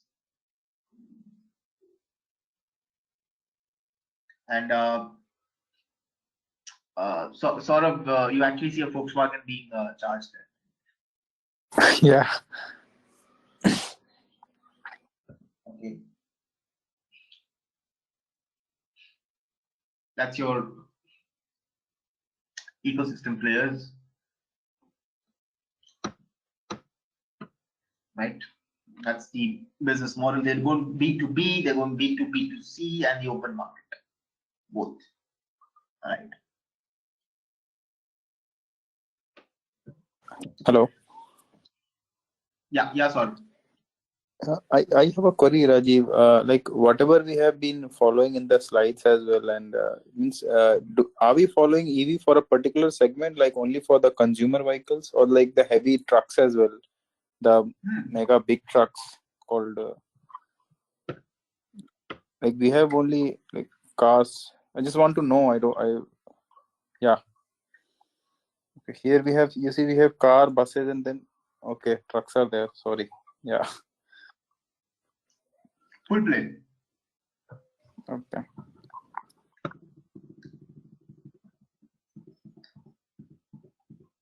Okay. All right. That's the competition.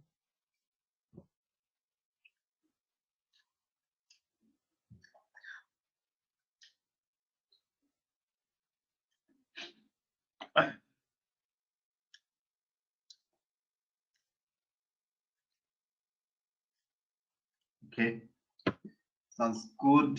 Yeah.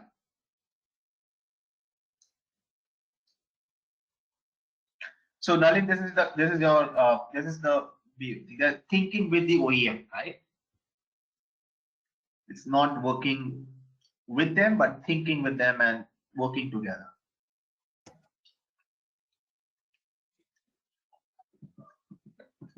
Yep, that's it. That's it. Thank you That's so it. much. Thank you so much for sharing. Yeah. Right. There are other parts of this pitch deck. I would hope that you guys will be able to churn out a pitch deck close to this or better than this. It's the job of the investment banker, right? Just to remind you. Okay. Okay, I'm going to stop at this slide. Pause for a while. I'm happy to take any questions, any thoughts. I believe this was really helpful, right? Great, great.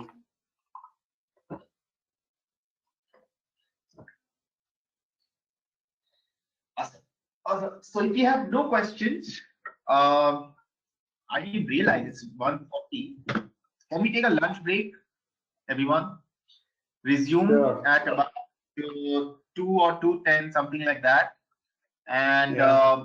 we will start warming up to financial model. We will not work on a model today. We'll warm up to it. Sounds good? Yeah, within 2 to 10, we should be back. Okay, super. All right, guys. So charge up, and okay, figuratively, metaphorically, whatever that meant, charge up, and we'll meet at about 2 or 2:10 between that time. Okay, awesome. All right, guys. See you soon.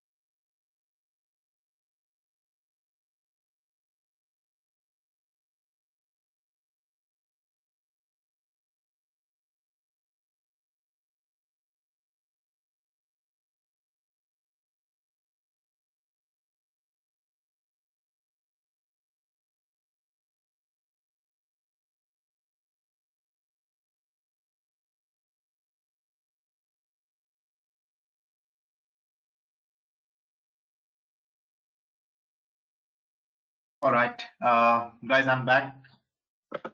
Is everyone in? Hi, Rajiv. I'm in. Okay, cool. Yeah. Hi, Rajiv. Okay, most of us are in. We can start, Rajiv? right? Hello. Saurabh, yeah. Hello. Yeah, Saurabh, I can hear you. I have a query. Like it's not related to our subject, but just need your insight onto it a little bit. Okay, sure. Okay. What is the future of financial modeling when used through AI? Means I read an article. In fact, I don't know whether I should be saying this, but I interviewed at a firm which they are into financial modeling through artificial intelligence. Right. So they have a pre setup of like they have a tool or software in which they create tags through, and they go through the different reports, they create tag, and then they are into equity research basically, but they do it through the AI. So they don't create the financial models through the conservative method of like we do in the Excel, taking raw data and then CFS and then IS and the balance sheets. They do it through the AI. Right. I found it unique, but never really heard of it. So they're a startup. They're very new. So, Okay. I want to insight on your insight onto this. Okay, so sort of I'll break it down in two parts, right? One is understanding what is the AI that is driving it, because AI will depend on the machine learning, right? Okay. Machine learning, which will actually drive the data science. So what data is it capturing, and how is the algorithm learning? The algorithm here is the machine. That's why it's called a machine learning. What is it learning? Okay, to which brings me to the other part of the response. Okay, what is the decision science you want to arrive at? Which means for what end use are you carrying out a financial modeling? Okay, that's the decision science. So how is the artificial intelligence in part A learning the data, churning the data, and throwing out an output which is helping you arrive at a decision? That is decision science. Now, this will depend on what are you trying to get done. If you're trying to do it for say tax, maybe it is doable. If you're trying to do this for just pure projection and not necessarily a transaction, maybe it's doable. Okay. So we need, just because AI is a cool term, we need not force fit it with everything. Financial modeling for investment banking purposes, specifically for transactions like M&A, P or VC, is very, very, very subjective. It's very case specific. When it is case specific and that's subjective, you cannot standardize the machine learning. And if you cannot standardize the machine learning, the data science algo engine will not be as efficient. And because of that, the decision science of the decision science part of the algo is not going to be throwing out output that could make immediate sense, or maybe the relevance is a little off center, right? Right. Yeah. That I asked a guy who's into IT. He's basically in Unacademy and he's into coding and other stuff. So I asked him about it, that do you have any idea about AI into financial modeling? And he said that it's if it is they're coding and they're designing an entire code structure, then it's very cool. But if simply using AI, then he said I don't have any idea about it, because financial modeling is a different thing. It's basically the Excel expertise we use for case to case space, as you said. Yeah, so it's actually, so AI is based on something called perceptrons. Are you aware of this? Anyone? No, I don't have idea. Okay, perceptrons help you put perspective to data. Okay. So perceptrons are human-made ways Okay. Human-made brain neurons are perceptrons, essentially the chip, the silicon chip. That's a perceptron that will work on a certain logic, because AI is based on, actually the derivative is from our brain, right? The way we perceive things is very different, and that's where subjectivity becomes it becomes a craft. It's not a science. Okay. Okay. So if you're not able to embed the perception about valuation or the nuances about, say, electric vehicles, right? There could be so many nuances to different cases, right? How can your perceptron learn that underlying logic? If yes, then the AI is going to make sense. Otherwise, no. Right? So it depends on how are you enabling the perceptrons to learn data sets. Correct? Correct. Thank you. Thank you, Raj. Sounds good. Okay. Cool. So should we resume? Should we get into financial modeling? All good? Any questions? Anyone else?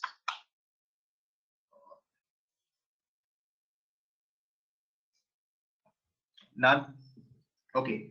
Sure. So let's get into financial modeling, and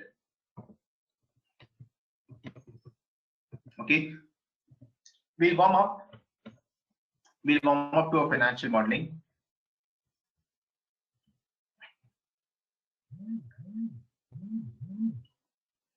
Just one second, guys. I'm just resetting my laptop. Hold on. 1 minute.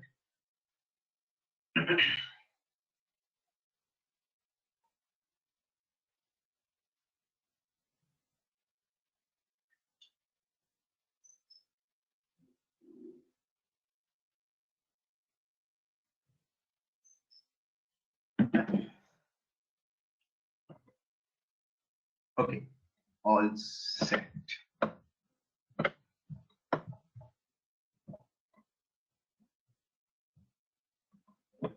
Okay, so today we'll focus on what, why, and the who of the financial modeling. We look at the anatomy of how a financial model looks like, and we will understand what are the key assumptions for an e-commerce venture, right? So what I mean to say is, can we take e-commerce as the context to build a financial model? Are you guys okay with that? I thought because it's relevant, it's a new industry, the model looks different. Okay, sounds good. Everyone? Others?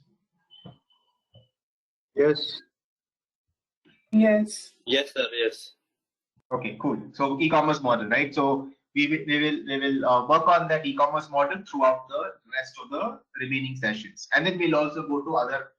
If time we have more time on hand, we'll look at other industries as well. Okay, sure. So let's go. All right. So what is a financial model? Let me ask you. Let's warm up. Today is a warm up, right? So let me ask you, what is a financial model?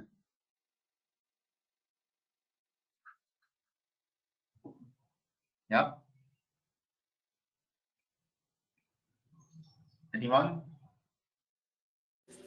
A pathway, or like the laid out structure of a plan in financial terms. Okay. Okay. Sort of. Fair enough. Analysis of financial statements and forecasting done on the basis of historical data. Forecasting and analysis. Okay. Okay. Sounds good. And So financial, it's a summary as what the company's performance, as well as based on some of the variables to see the prediction of forecast. Maybe for the forecasting it, what exactly we want to see in future for that company. okay, forecasting, primarily forecasting is what you're referring to, right? Kaushik? Yeah. Okay. Yep. Fair enough. Let's take one more stab. Sir, it can be a representation of a financial decision-making situation. Representation of financial decision making. Okay. Or maybe aids or helps in financial decision. Okay, sounds good. All right, let's see what a financial model is. Okay, there is people understand it, but people also do not understand. Okay, it's something like a funny situation, right? So if you ask the chartered accountant what a financial model is, for him or her, it is projections and tax outflow, right? And you ask someone else, the understanding changes. However, what stays common is the following, right? Uh, it's a numeric storytelling tool. See, a financial model is a storytelling tool. We saw a pitch deck, right? Chart zone pitch deck. That's also a storytelling tool, right? A financial model is also a storytelling tool.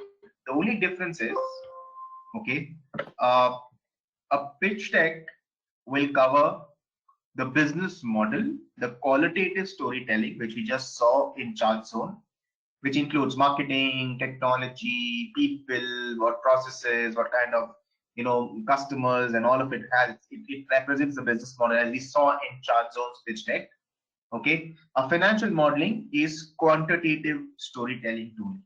Okay, okay. I want to now quantify the business model. I like the qualitative aspects of it. I'm excited. I'm curious to know more. So, can I quantify the entire business model, or large parts of the business model, or only a small chunk of the business model? So it's quantitative storytelling. So this is what most of the financial analysts out there miss out on. They think it's an Excel model. They think it's spreadsheets. They think it's forecasting, as some of you said. They think it's analysis, but actually no, it's storytelling. Okay, can you quantify the business model? Okay, yes, if you can use a financial model to convey that part of the storytelling. You want to back it up with the qualitative subjective aspects, you refer back to the pitch deck, and you keep going back and forth to understand and arrive at a situation. Should you be investing? Should you not be investing? If you are investing, at what valuation? Right? Does that sort of, yeah. Yeah, just I had a question. Do we have, मतलब पहले pitch deck आता है या पहले financial model बनता है? मतलब which is like. Okay, good question. Let me flip it back to everyone in the room. Who wants to respond to Saurav's question? What do you think? Come on, what do you think? Let's gather some perspective. I think first financial model will come first and then pitch. Sorry. Okay. No, I think pitch deck comes first, then financial model. I think to prepare a pitch deck, we will need a financial modeling. That's my perspective. Okay. Khushbu, do you have a say on this? I just have this one thought. This is exactly chicken came first or egg came first question. Okay, cool. Chicken or the egg, right? Yeah. Okay. Anna, you have a viewpoint on this? I think they both go hand in hand. Wow. Okay. Okay. That's the safest answer, right? Sab saath mein chalta hai. Okay. Yeah. The other safe answer is it depends, right? Okay. All right. So here's the thing. Okay. The pitch deck starts first. It begins with the pitch deck. It begins with the qualitative story. What are you trying to do? Why are you trying to do? For whom are you trying to do? These are qualitative storytelling. Very, very important. Every business, guys, is a story. Reliance is a story today. Jio is a story today. Chart Zone is a story today. Okay, in different quantum, different sizes, different numbers. So first the qualitative aspect comes, followed by the numeric or the quantitative storytelling. Because you then figure out, okay, I need to set up 1.5 gigawatt hours of energy. Okay, fair enough. To whom? Two-wheelers, three-wheelers, four-wheelers. Okay, how many are there? Okay, what does it take for me to serve them, acquire them, sell to them? Okay, what profits? What is my cost structure? So you see how the qualitative starts first, it leads, followed by the numeric. Yep, does that give you some clarity? You can't start with numbers because see, guys, numbers okay, are based are derivatives, right? They're derivatives, which means they are based on some event happening. If there is no event happening, will you ever be able to draw up an income statement? If you don't know who the customer is, will that ever lead into an income statement? No, I mean, at least I think it's no. What do you guys think? If there's no customers, there's no income statement, no balance sheet, no cash flow. What analysis are we talking about? Right? So it starts with the customer. Customers are qualitative aspect of the storytelling of the entire larger story. Okay, accounts, by the way, okay, are historic, right? You don't do futuristic accounting. It's historic. Yeah. If it has happened, तभी आप लिखोगे ना accounting books में, तभी chart accountant कुछ तो analyse करेगा, उसके पहले तो कुछ नहीं करेगा, correct? But business owners drive the numbers. They make happen the numbers. They build the numbers. Okay. So a pitch deck, a qualitative storytelling gives you that range. How are you building the numbers? And once the numbers are built, okay, that's when, okay, how do these look like when I only look at the quantitative aspect? If this gets built, how will it look? Sounds good? Yeah. Others, Nalin, Khushbu, Yes. Anna. Yes. Yes. Got it. Okay. जब कुछ होगा तब कुछ लिखा जाएगा ना, तो हुआ ही नहीं तो कैसे लिखोगे? करेक्ट? फिर तो वो एनरॉन हो गया, fraudulent accountant. Correct? वैसे. Okay. चलो. So that's quantitative aspect, and basically the role of a financial model is to identify and evaluate what are the key business drivers, okay, in the business model. What is driving the business? I just told you some time ago, right? Founders and the management build the numbers. They make the numbers happen. So what are those drivers, okay, that make the business model and thus leads to a financial model? Okay, so it's very, very important to understand key business drivers. Dhanda hota kaisa? Like electric vehicle, how does that business actually work? If you do not understand that, how will you build a model? We are talking of e-commerce. If you understand how an e-commerce venture works, how the platform works, only then you'll be able to translate those qualitative elements into numerical elements. Otherwise, you can't. So, guys, that's why I said, okay, I'm a firm believer. Okay, business rules. Business is as a function is anytime greater than the finance function. Finance function is just a support function. All right, the business guys know how to build this. Okay, sounds good. So let's take e-commerce as an example. All right. Before that, who needs a financial model? Okay, what do you think? Who needs a financial model?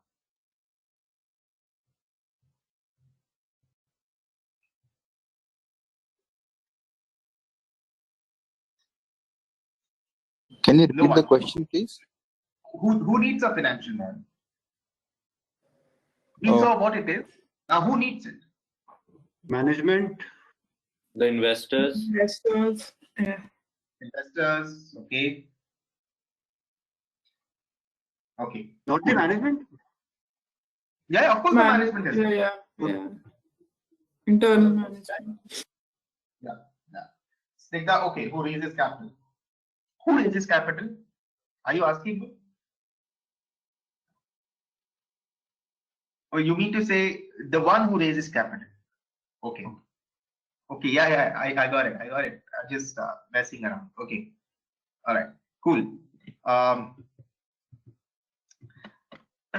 Largely three parts. The first family or the cluster are large companies.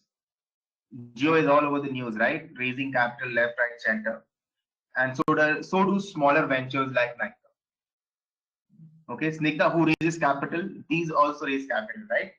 So So they need a financial model so that they're able to communicate, they're able to do perform a storytelling ritual quantitatively to the next set of users, which are investors. So Sequoia Capital, venture capital firms, angel investors, and also extremely large investors like private equity companies and leverage buyout investors like Blackstone, KKR, Carlyle, Apex, and the likes. Okay, so capital issuers and investors both, and for them the common tool, the common basis is the pitch deck for qualitative understanding of the business model, and the financial model as a quantitative tool to analyze and figure out what the business model is leading to from a numbers perspective. So it's a tool. Please understand, it's a tool. Okay. The third set, okay, are investment bankers, small boutique investment bankers like Avendus, okay, and bulge brackets like Citi. Okay, sounds good. So so management here include, I mean, it'll be the management of Geo or Nika or who was raising capital, maybe Chatra or who was raising capital, right? Chart Zone or who else is raising capital. Sounds good. So three main user sets. Okay, where do you want to be in? Let me ask you, which set do you want to be in?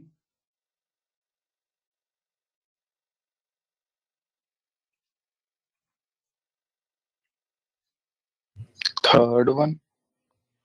Sort of the third one, investment banking. Okay. Yeah, boutique. Boutique ones, yeah. Boutique is where the fun is. Yeah.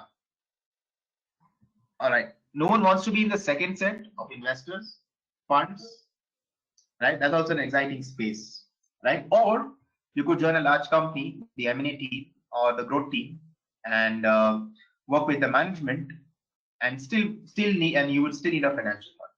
Okay. So essentially, the first year analysts build the financial model, and the seniors evaluate it. All right, which means when we are talking about financial model, you should be able to build and audit the financial model both. Okay, what that means is your financial model has to be lean, simple, okay, very lean, do not overdo it, and it should be simple and easy to use and easy to edit. Okay, it's a myth, and I've seen some really ugly financial models. They're bad because you can't even audit them. You don't even know what's leading where. It's a mess, absolute mess. Okay, too over engineered. You know, over engineering means just because you know 10,000 Excel functions, the guy has applied everything there. Okay, it's financial model is not about Excel. Financial model is about understanding the business drivers, converting that into numeric storytelling, so that either of these three sets of users are able to make sense out of it. Okay, if you're, it's like it's a product. If the product is not legible, not usable, why are you building it? Okay, so again, let's demystify. Just because someone is a champ in Excel doesn't mean the person can make really good models, and vice versa. If someone can make really good models, does not necessarily mean the person knows everything about Excel. Okay, so we'll de-link the two. What that means is we will use only Excel functions that make the model lean and simple. We will not over-engineer. Sounds good? Okay. All right. So let's go. Of course, it's a key skill set for a founder. Yeah. All right. So then let's look at the anatomy of a financial model. What does the financial model, a good, lean, simple, effective financial model, what does it entail? What does it have? What does it constitute? Okay, it's basically got 8 parts. There are 8 parts, moving parts to a comprehensive financial model. Please, visualize the model as a vehicle. There are multiple engines to it. Each part is an engine. Okay, so the first engine, okay, and there's an output. So the engine calculates the inputs, okay, and the output is able to tell the story. Okay, so the engines has the input data. It can build different scenarios in the engine, and the engine computes. With the output, you can interpret the data. You can ask for more data, and it helps you assist decisions. Please understand, financial model is the earliest form of automation and AI. Okay, and AI has the same architecture. There's an engine, there's an output. There's an engine, there's an output. Okay, so what are these 8 parts? Okay, you have the assumptions engine, you have the income statement, you have the balance sheet, you have the cash flow statement, you have the supporting schedules, you have the key metrics that matter. Okay, key metrics are what help you quickly understand what the health of the company is. All right, and you have the valuation tab. Okay, often misunderstood by many. Okay, so we will simplify valuations when we cover this. All right, and there is a visualization part, a data visualization part. So I'm going to swap my screen and pull over and let me pull a model. Okay, let me pull a model. So, all right, cool. Is my screen visible? Do you see an Excel sheet? Yeah. Okay. Yes, yes. These are the 8 parts we just spoke of. Okay. Many a time, and many a individual, many a analyst, also many a managing director at a fund says only 1 tab. It should have 10 tabs. That's again a myth. As long as the model is lean, simple, and effective, it does not matter whether it has 1 tab or 20 tabs. It shouldn't be ugly. Okay. So I'm going to work with you on this model. All right. Clean, simple, but very, very effective. I must warn you, it's very exhaustive. Okay. Sometimes it might get overwhelming, but it's needed. It has a rigor in it. So let's see how each of these look. Okay. I'm going to open the assumptions engine. We will spend almost 80% to 90% of our time, okay, on the assumptions engine. This is the backbone. This is the DNA of the model. You get this wrong, your output is wrong. Please remember, this is the inputs engine. Your quality of the inputs is needed. All right. Quality of the inputs are very, very good. This is where the assumptions engine is. Okay, so we are talking of an e-commerce model. So this assumption engine will replicate or try to represent e-commerce. What all drives the e-commerce industry? We'll go into this detail. Don't worry. We're going to work on this hands-on. Income statement. Okay, that's how the income. Everyone knows. That's how the income statement looks. Slightly different from most of the accounting guys or the CAs who look at income statement. All right, this is how typically the balance sheet, very neatly, what is needed, that's it. Okay, cash flow statements, we will build the cash flow statement, we'll connect this. Supporting schedule essentially covers your capital expenditure and depreciation. We will learn about depreciation from a valuation perspective, not from an accounting perspective. Okay, and the most misunderstood, okay, and everyone thinks they're a champ here, which is especially the chartered accountants. I mean, no disrespect to them, but they're generally very cocky about it. But most of the time wrong about it. So valuation, we look at valuation, we look at DCF, we'll also look at relative valuation, both in the same model. Okay, we will look at some data visualizations using charts and graphs. Okay, and the key metrics. Okay, the key metrics that we will talk about. All right, that's it. 5 or 6 key metrics that matter. Okay, sounds good. That's how we will work on this model throughout maybe the next 3 or 4. Yeah, I think 3 or 4 sessions. Okay, all good. Is that okay? Does that work with everyone, or should we work on a different model? Yeah, looks okay. Okay, it's fine. I mean, looks okay. Excited. I just wanted to ask, so are we going to work on this model, or else we would be creating it from a scratch, from a blank sheet? We will work on this model. I will give you the template. Okay. All I'm right. going to erase all the numbers and we will build it. Okay. Sounds good? Yeah, So cool. from a scratch means not from here, because that will take a lot of time, but I will give you what all elements you should input and in what format. Okay. Yeah, Arjun, is that okay? Others, is everyone okay with that? Yeah. Yeah. See, the idea, Arjun, again, is not to master Excel. The idea is to understand the business and convert that into a numeric storytelling. Okay, you agree? Actually, you agree with that logic? That's more important, right?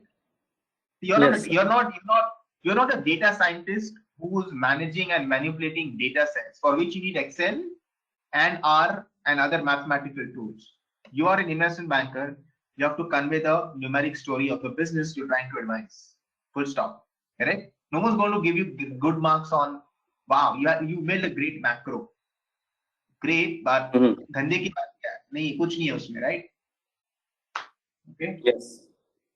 Okay, so let's be very practical. Okay. All right. So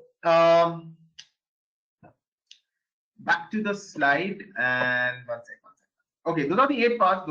That's how it looks. I gave you a glimpse. We'll work on it. Okay. Okay. Cool. Now, but before that, as I said, it's way more important and critical, and also extremely challenging, to identify drivers before building the model. So even before you rush to build a business model because you just learned advanced Excel doesn't mean you should rush to build a model. First, take a calm breath. For which business are you building the model? Understand the business model first. Give a lot of time to understanding drivers. What is driving this business? And as a first year analyst, second year analyst, associate at an investment bank, that is your primary role. Talk to the founder, talk to the management, see what their business model is, and then you start building the model. All right. So we will first look at what drives an e-commerce venture. So I'm actually walking you through the life of building a financial model, the life cycle. It starts with scoping. As I said, it starts with scoping the business model. If you don't know how the business works, what are you modeling? Correct? What are you valuing? Correct? You need to tell a story. So let's look at that. Okay. So it always is drivers before the model.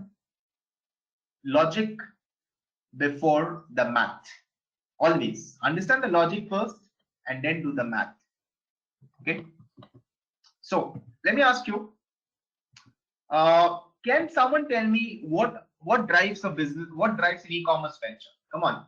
All of us have shopped on e-commerce ventures, Amazon, Flipkart, Netflix, Urban Clap, Unacademy. These are all e-commerce companies, right? Uber, these are all e-commerce companies.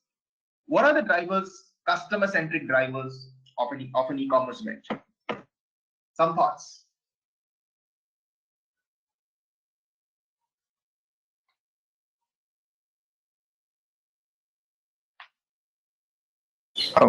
Website visit?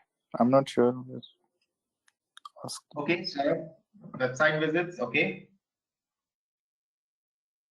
What else? It's about marketing. Question, marketing. Yeah, unless and until you won't see, means if you see, okay, I saw the Amazon advertise, there is a sale, okay, I'll go and I'll purchase. Like that. Okay.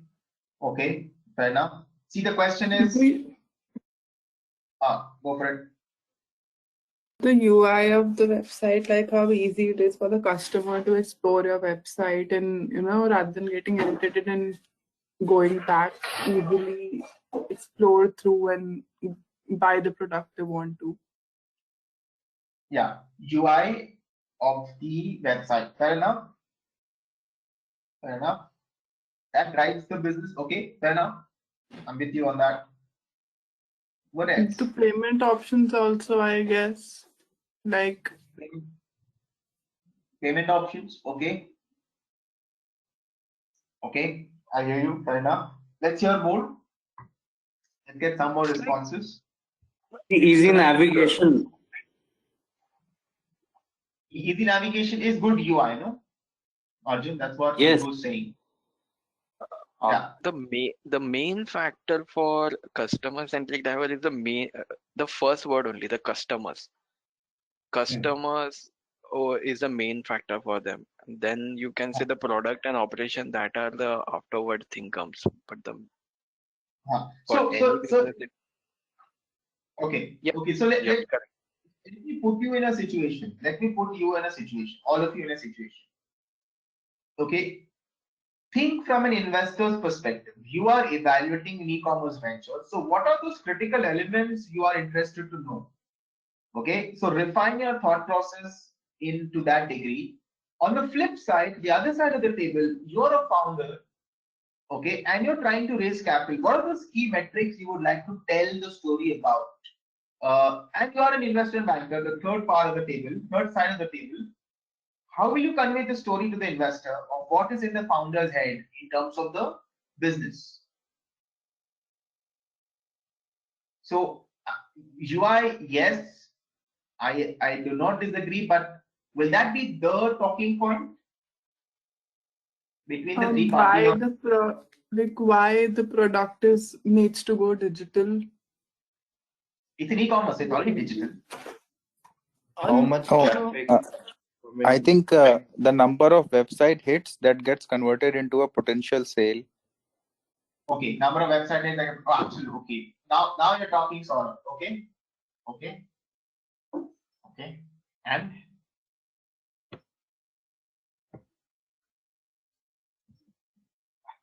okay, that's it. Should I start? Okay, so let's see.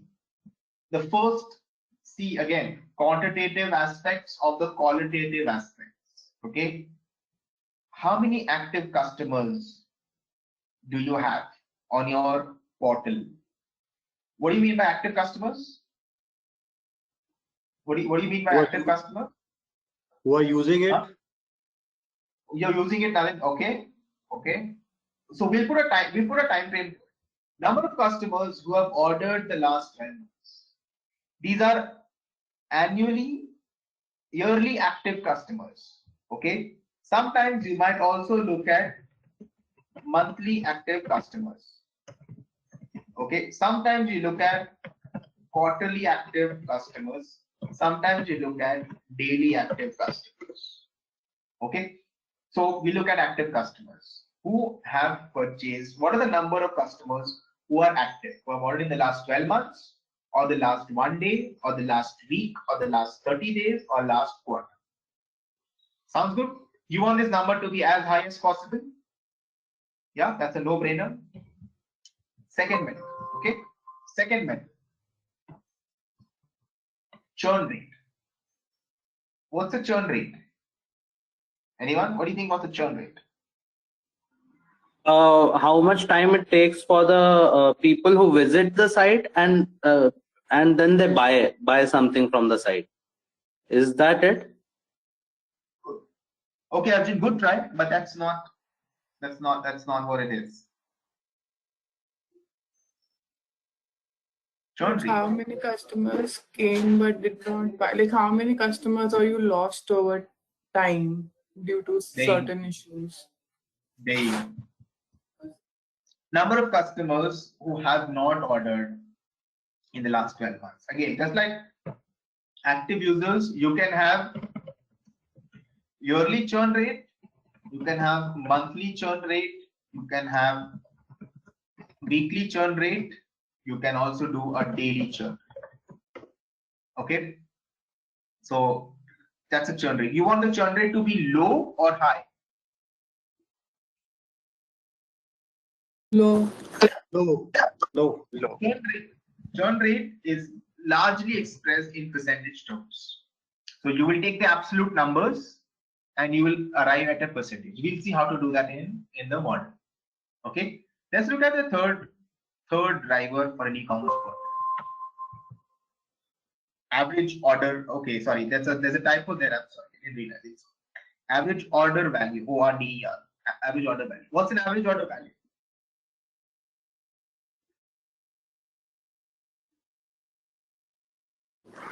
Amount in monetary term?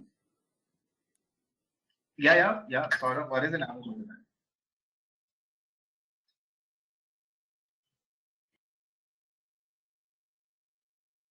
Like on an average, how much per product, how much revenue am I able to earn?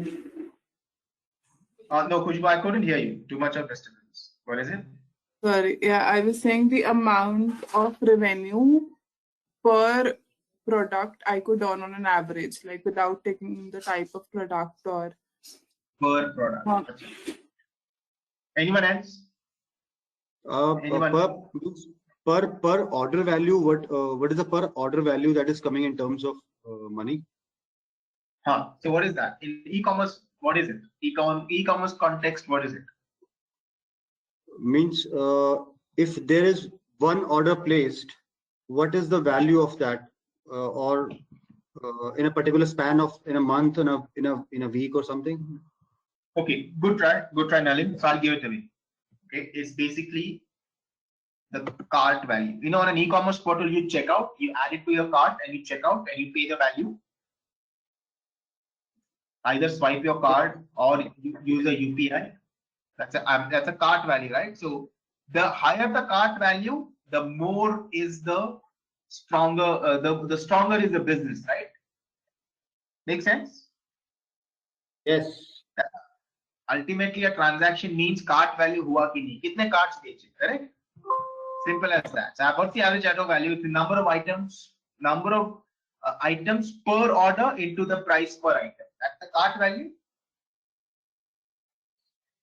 Yes, Amazon, you bought 2 books, so 2 items, okay, in that order, and the average price and the price of multiply that with the price, whatever the respective item price is, respective price for each of the items is, that's your cart value, right? And higher the cart value, better is the business, right? Sounds good? Drivers, so you will have to know the cart value. You would want to know the churn rate. You would want to know the active customers. You as an investor would want as many the active customers to be as high as possible. You want the churn rate to be as low as possible. You want the cart value to be as high as possible. Okay, relative to the competition. So far so good. Everyone with me? Yeah. Helpful? Helps. Can you visualize the business model now? It helps you decode the business model of e-commerce portal. Yeah.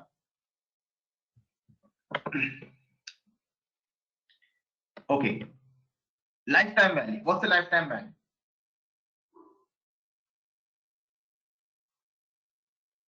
Anyone? Return period for a product. Return period for a product. Okay. What else is it?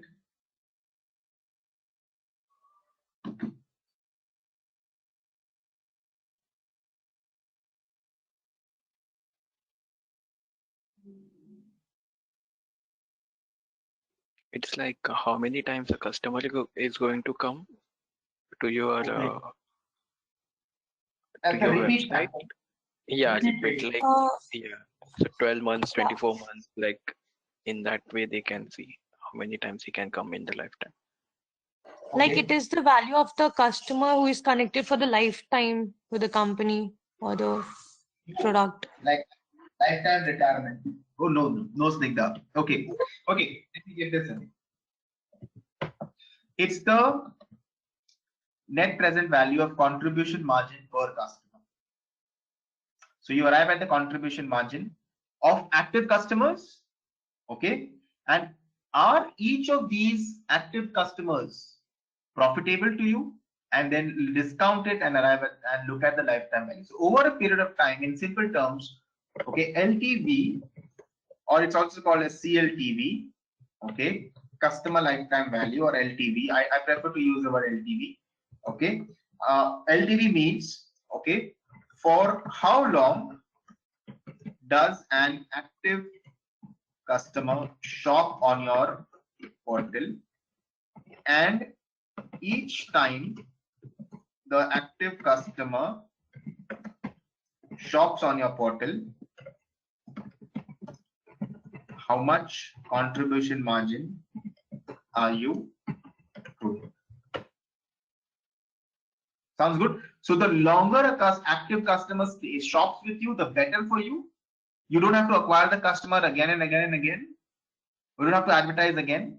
And each time the customer shops with you, what is the contribution margin? That's lifetime. Okay. So I'm going to pause for about 30 seconds. Do these 4 drivers, do you believe they are actually helping to build the portal, the business model? What's your take?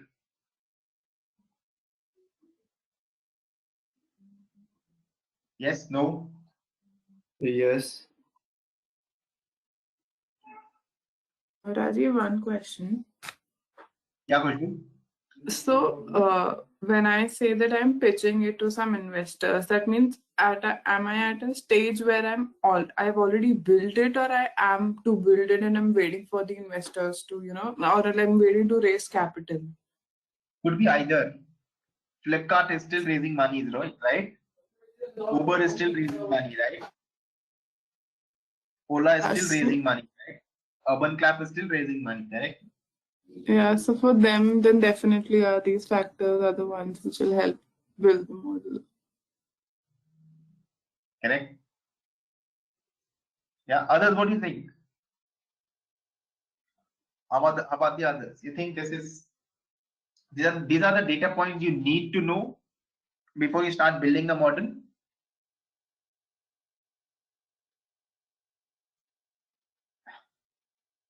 No clue? Still figuring out? Not making sense?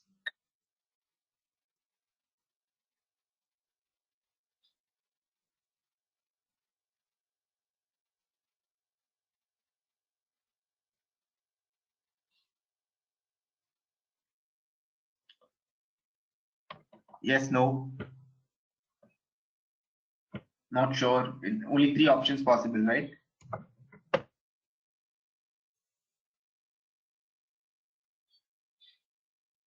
Okay.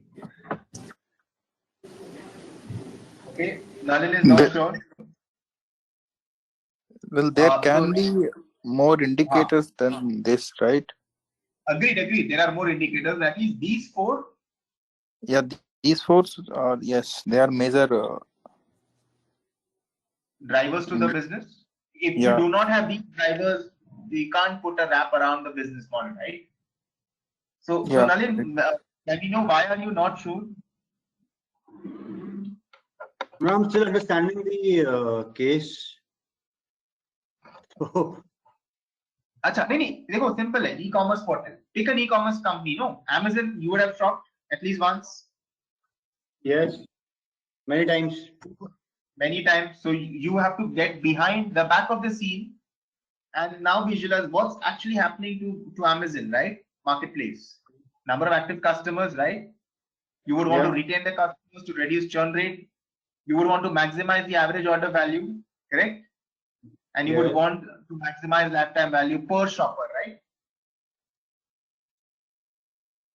Because of which you can start quantifying the business model.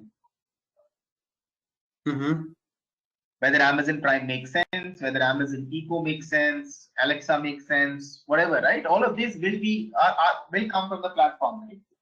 The e-commerce portals. So let me flip this. Automotives. So you're selling the car, you're an OEM. What are the drivers for an OEM? You'll first look at the drivers and then start building the model, right? Yes. And the number 1 driver for an OEM would be access to car finance. Do they have an in-house unit or a partnership, right? Because that will drive volumes. So you'll have to first look at that qualitative aspect and then start quantifying, no, on the model. Okay. Okay. है ना? Okay, chalo. ठीक है. So let's proceed. All right, CAC. What is CAC?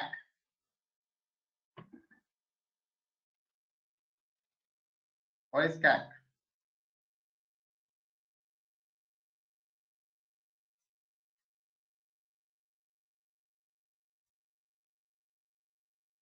Customer acquisition cost. Okay, and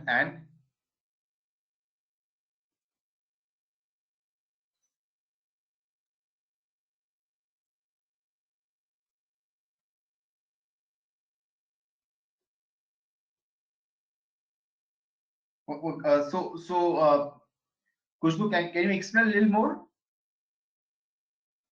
Like how much did I had to invest to get that customer on board or like on my website to buy the product? Yeah, absolutely. So it's the cost of customer acquisition. How much are you spending to acquire active customers, retain customers, reduce churn rate, increase order value, correct? All your marketing spend. Okay. And if you would have heard, a lot of e-commerce companies are constantly worried about LTV and CAC because every time they raise capital, it's gone and spent in CAC and building the technology. Right? So that's another driver. Okay. TAM. I think everyone knows this, average order value of all goods in the market. Another key driver. RPUs, average revenue per users. So you take the average revenue, divide the number of active customers that you have or active users that you have. All right. NPS. What is NPS? Can someone? Key driver of the business again.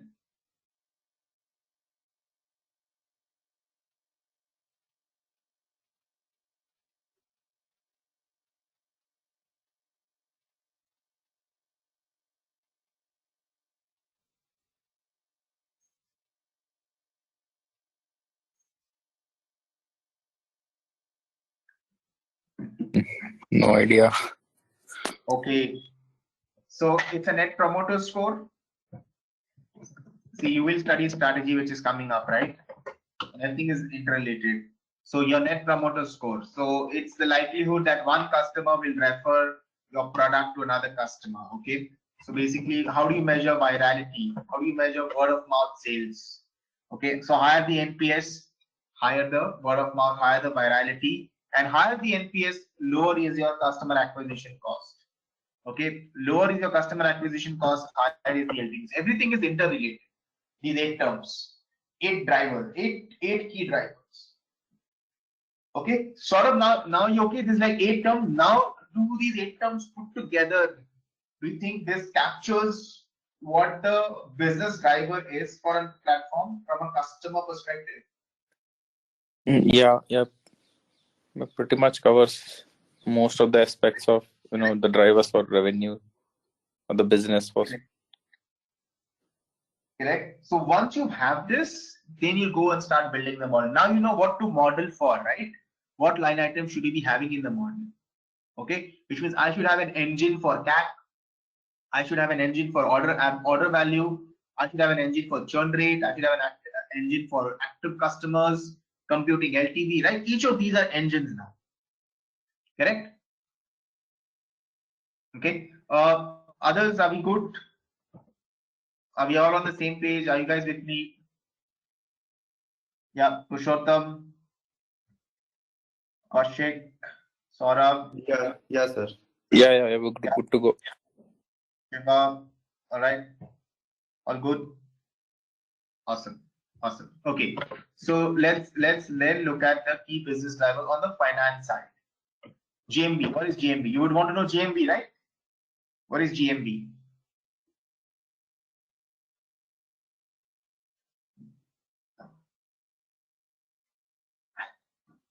It's gross So, merchandise value. Diksha, cool. What is it?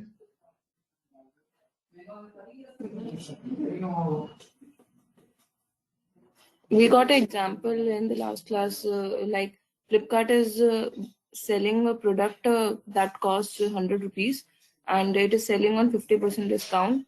Then it is earning, Flipkart is earning 50 rupees revenue. So the 100 rupees cost was the gross merchandise value. No, Diksha, come again. There is a product that costs 100 rupees, MRP is 100 rupees, but Flipkart is selling the product on 50% discount. Then if we are calculating the revenue Flipkart is earning, that's 50% because it is selling on 50% discount. That's 50 rupees. Okay. So the 100 rupees, that 100 rupees is the GMV. Okay. Is that what is GMV?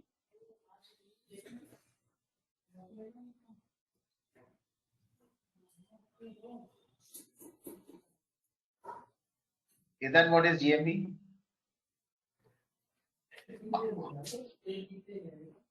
How about others? You want to respond to that? Saurabh, Alin, you want to respond to that? Nimisha? I have no knowledge. Okay. Total value of sales, like GMV would be the total value of sales done. Is it value like is it a gross merchandise value or volume? It's the value.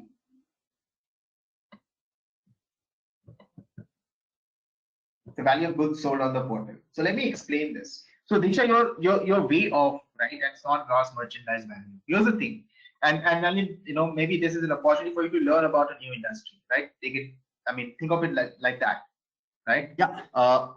Because these are industries of the future, right? Everything is getting into e-commerce, including automotive. You'll get into platform place. So it's good to understand how that model works. Okay. So here's the thing. Let's take the example of Expedia. It's an e-commerce portal. All agree? E-commerce portal for flight tickets. Okay. And let's say the flight ticket costs a hotel. Okay, we can take a hotel booking. Okay, e-commerce portal. Let's say you booked a hotel for say 10,000 bucks. One room night, double occupancy. You booked it for 10,000 bucks on Expedia. All right, and you have checked into a Sofitel. All right. So now, Diksha, you tell me, and others you tell me, is this 10,000 rupees Expedia's revenue? Is this 10,000 rupees Sofitel's revenue? Whose revenue is that?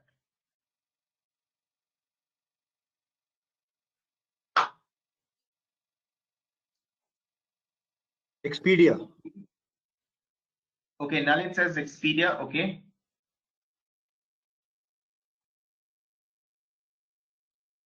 Rajiv, come again. This 10,000 rupees, is it Expedia's revenue or Sofitel's revenue? I think so. Expedia. Expedia. Okay. Yeah, it's Expedia. Sofitel, Expedia. Okay. I just want to give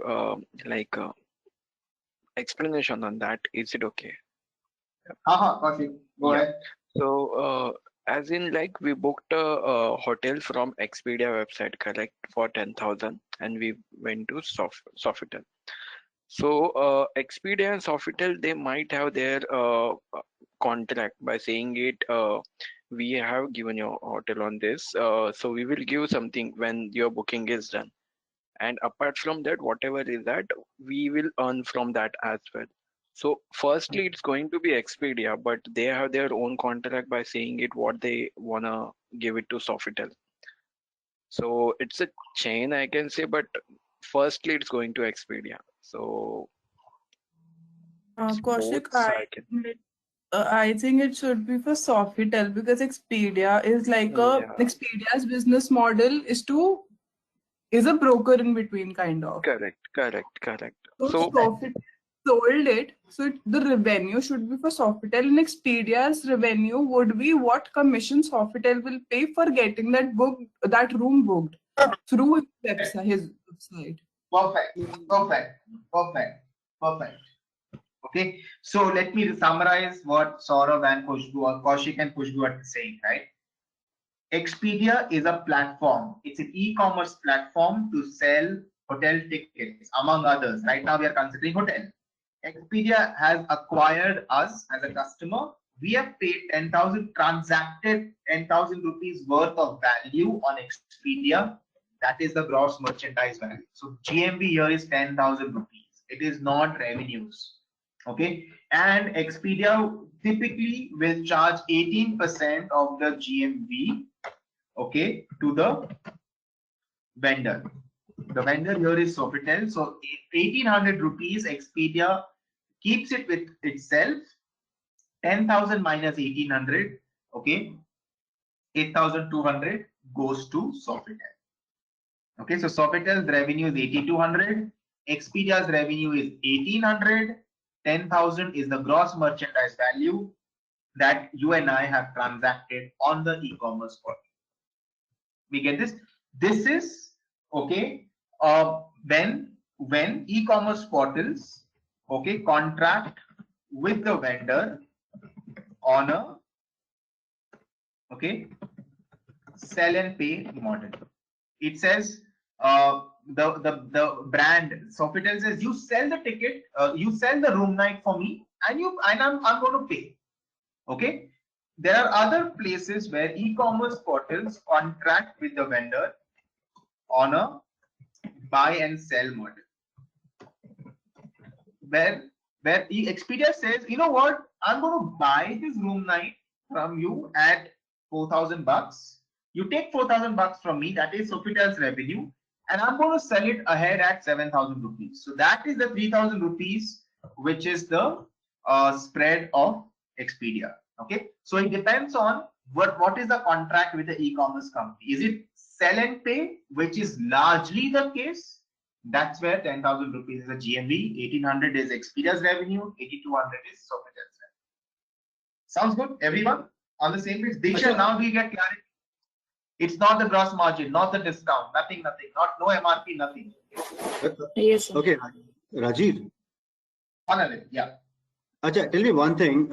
It often happens that when you are booking the hotel directly from the website of the hotel, say it shows 10,000, and when you are going through these websites or go to Ibibo or Expedia or you'll find like it is 8,000. So how does that model works?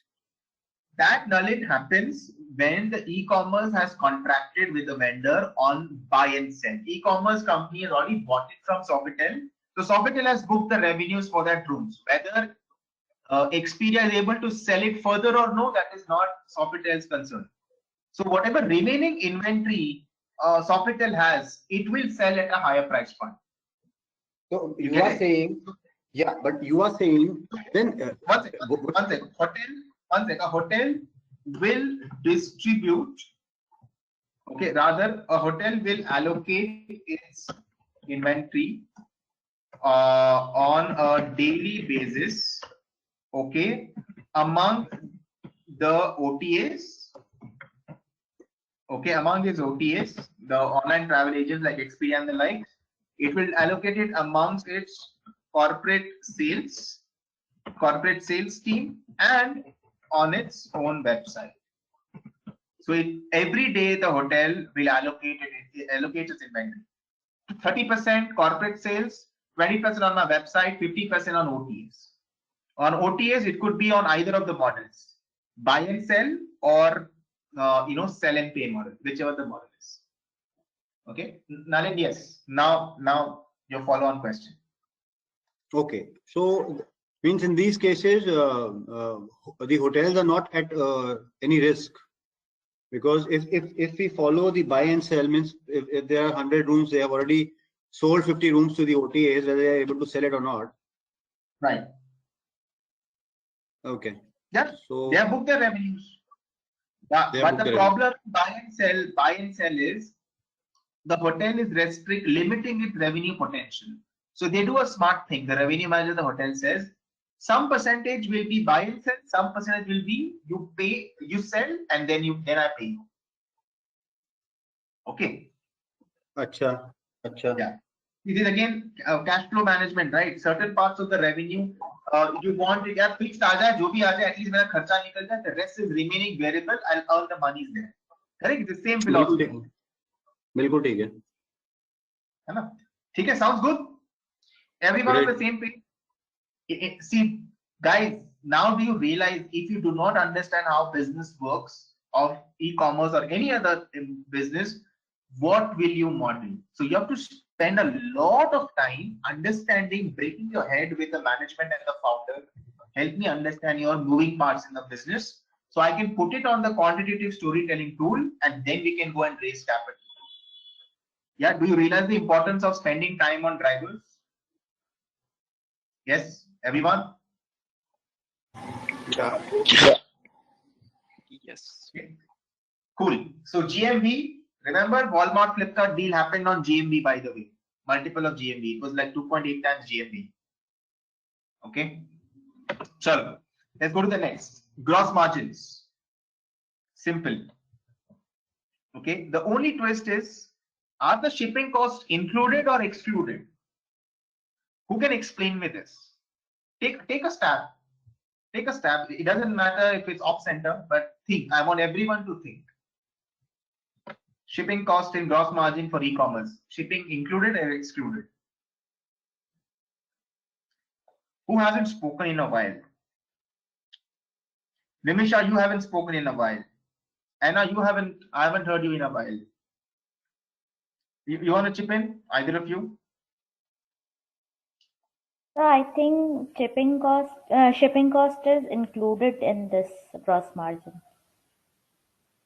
Okay. But I'm telling you there are certain e-commerce companies where shipping cost is excluded, and that has a bearing on the gross margin. So both kinds of e-commerce companies exist. My question is why, and can you give me examples?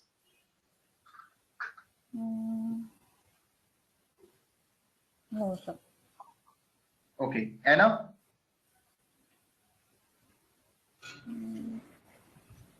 I'm not sure if I can give you examples, but I think it's usually included. It's one of the direct costs. Okay. Okay. All right. I feel it should not be included. It should not be. Okay, then. Okay. Okay. Won't it depend on the logistics? Like if I have an in-house logistics, like Flipkart has its own e-cart, right? So for that, it will be included. But for someone who has an logistics outsourced, for that it will be excluded. Okay, chalo, ठीक है. Good. On the right lines, let me refine this further. I'm going to take the example of Amazon again, the biggest boy in the space, right? You know, when you buy something on Amazon, it asks you, do you want to, the cart value will show shipping extra. Have you ever noticed that? Or it will prompt you to buy Amazon Prime and get free shipping. Yes. Yes. Yeah. What is that? What does that mean? What does that mean? Just one sec, huh? Guys, one sec.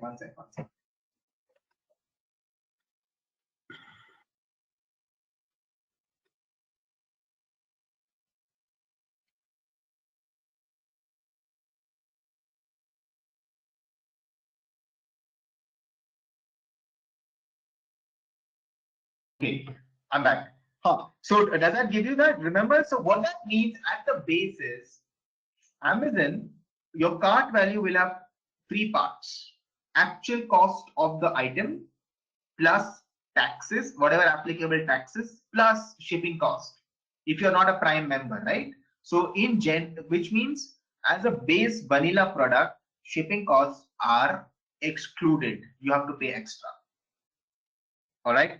But if you buy Amazon Prime, you'll only have two items: the actual item, the value of the item plus the applicable taxes. And Amazon effectively has sold you a subscription for shipping, nothing else. That Amazon Prime is nothing but a subscription for shipping. Same day or plus 1 day max. So it will prioritize. Okay, I'll give you the second example. Okay, Zara, it has an e-commerce portal, right, on its app and the website, right? Now, when you buy from Zara, what is the shipping cost? None, zero. It is included in the cost. There's only one item. There are only two items on the Zara cart: item value and the applicable taxes. Plus, when you try the apparel, it doesn't fit you. You call for a return. That reverse logistics is also included, right? You don't pay for it. That is Zara's business model for e-commerce. So every business will have different approach for shipping. Yeah, am I right? Anyone who's bought from Zara, have you experienced that? Zara e-commerce, not from the store. Not from e-commerce. Not from e-commerce. Okay. Others, anyone else? H&M, not Zara, but H&M. Same, right? Okay. Similar shipping strategy, right? Yeah. Yeah. So in the case with M&S, right? Yeah. Okay.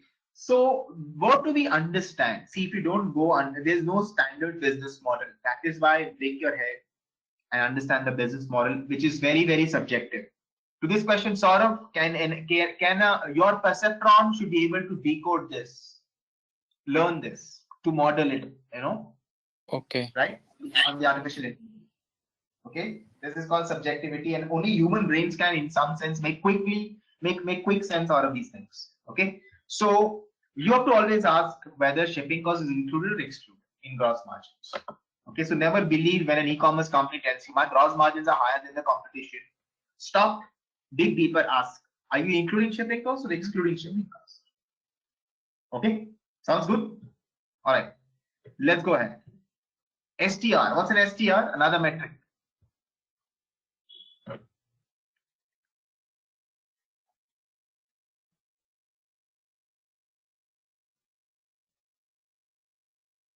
Okay, this is a tough one, so I'm going to give it away. It's called sell-through rates. Sell-through rate. What it means is, okay, percentage of your inventory that you're stocking, which is getting sold over a period of time. Okay, higher the sell-through rate, the lower is your inventory carry cost. Okay, lower the sell-through rate, higher is your inventory carry cost. Of course, you want your STRs to be on the higher side. All right, inventory turn ratio in some sense. All right, all right. Last is enterprise value to active customers. Now this is a no-brainer. When we will reach the valuation tab of the model, we compute enterprise value, and this is how e-commerce companies are valued, not on DCF, but on enterprise value to active customers. Okay, they're also valued enterprise value to revenues. Okay, enterprise value to gross margins based whether it's including shipping costs, excluding shipping costs. Why? Because shipping, which technically is called order fulfillment for e-commerce, makes or breaks the strategy. Okay, for an e-commerce company. That's why most of the large e-commerce companies, when they achieve scale, they build their own order fulfillment ventures inside their larger platforms. Like Khushbu rightly said, eCart for Flipkart. Okay, otherwise you outsource it to companies like, can someone name other order fulfillment companies, shipping companies for e-commerce? Delivery. Delivery, absolutely. Right, and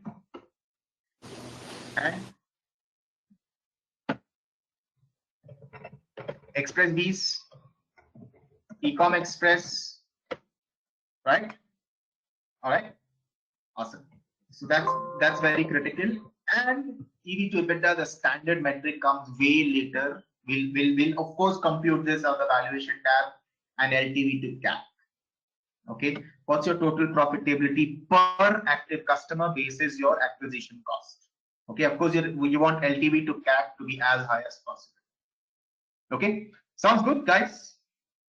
we've gone through 16 metrics now. 8 plus 8. 8 finance metrics, 8 customer centric metrics that build the business. Now we'll go and start modeling it. All good? Everyone, any questions? We have clarity?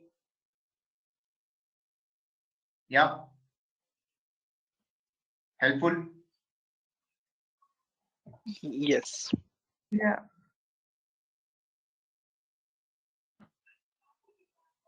Okay. Perfect. Now let's go and build the assumptions engine. Simple. We'll start building the assumptions engine. Okay. Sounds good? Cool.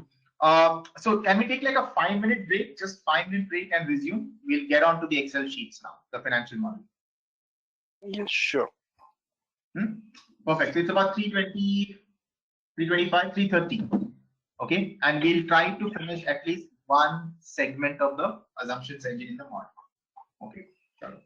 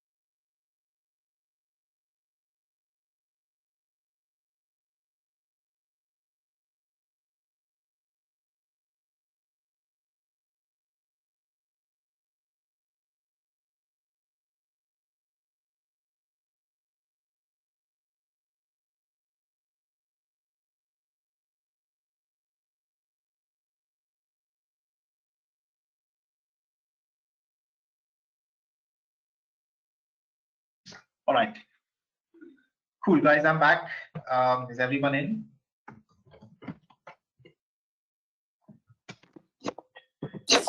Yeah. Okay. Yes. Super. Super. All right. All right. Yes. All right. Let's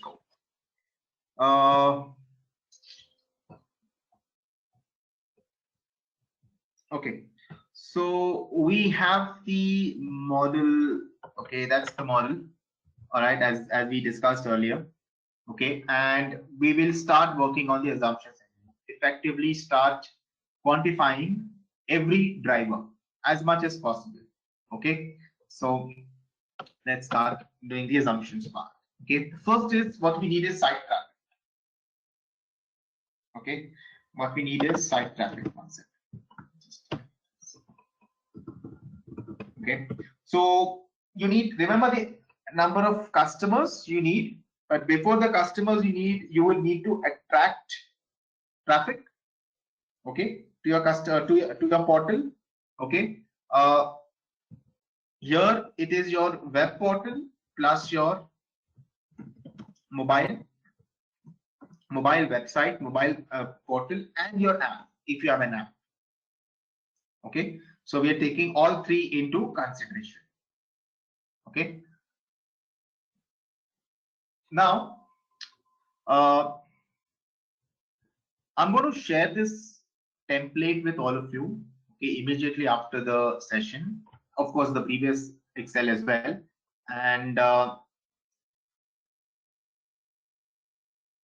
we will work on Excel as much as needed, Excel functions as much as needed for the financial model. Okay. And as far as this dates go, how to set up the dates, I think that's pretty simple, straightforward. Okay. We will talk about it as we move ahead in the model. Okay, so I'm going to start with the simplest part and start increasing the complexity. Okay, so how does the if error balance sheet check, how does that work? Okay, all these things. Okay, how to even audit the model. So don't worry too much about all these. I will deal with every aspect of this model. Just be patient.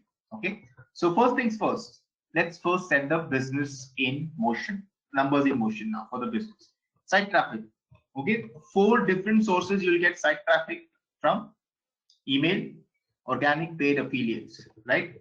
So can someone tell me can someone explain me these different 4 sources? What are these 4 different sources? So let's take one by one. What is an organic search?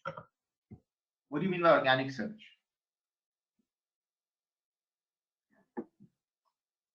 Organic search, like through SEO, search engine optimization and all that, I guess. Okay, Purushottam, so it is SEO, fair enough. Can you explain a little more?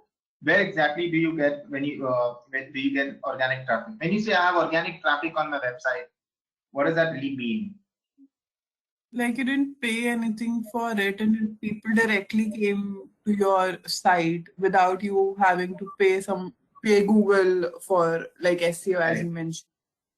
Absolutely. So this is your own media, correct? Your website is your own media. You have made it SEO friendly, okay, and because of which there are certain searches. People are discovering you, okay, on a monthly basis. Fair enough. Let's first understand the left side, and then we'll come to the numbers, the right side of it. Left side. Paid search. What is paid search? Like through Google AdSense or paid advertisements and all. Okay. I guess. Okay. Cool. And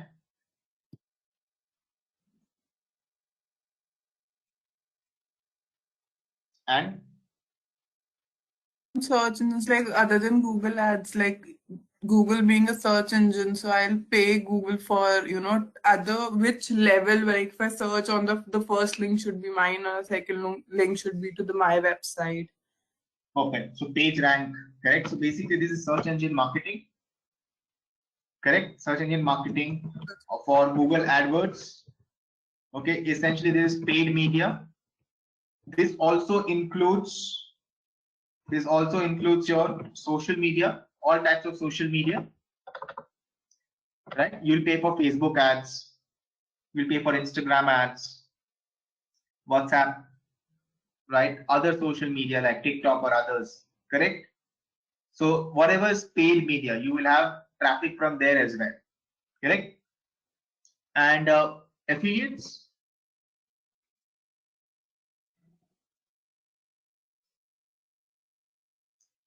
affiliates,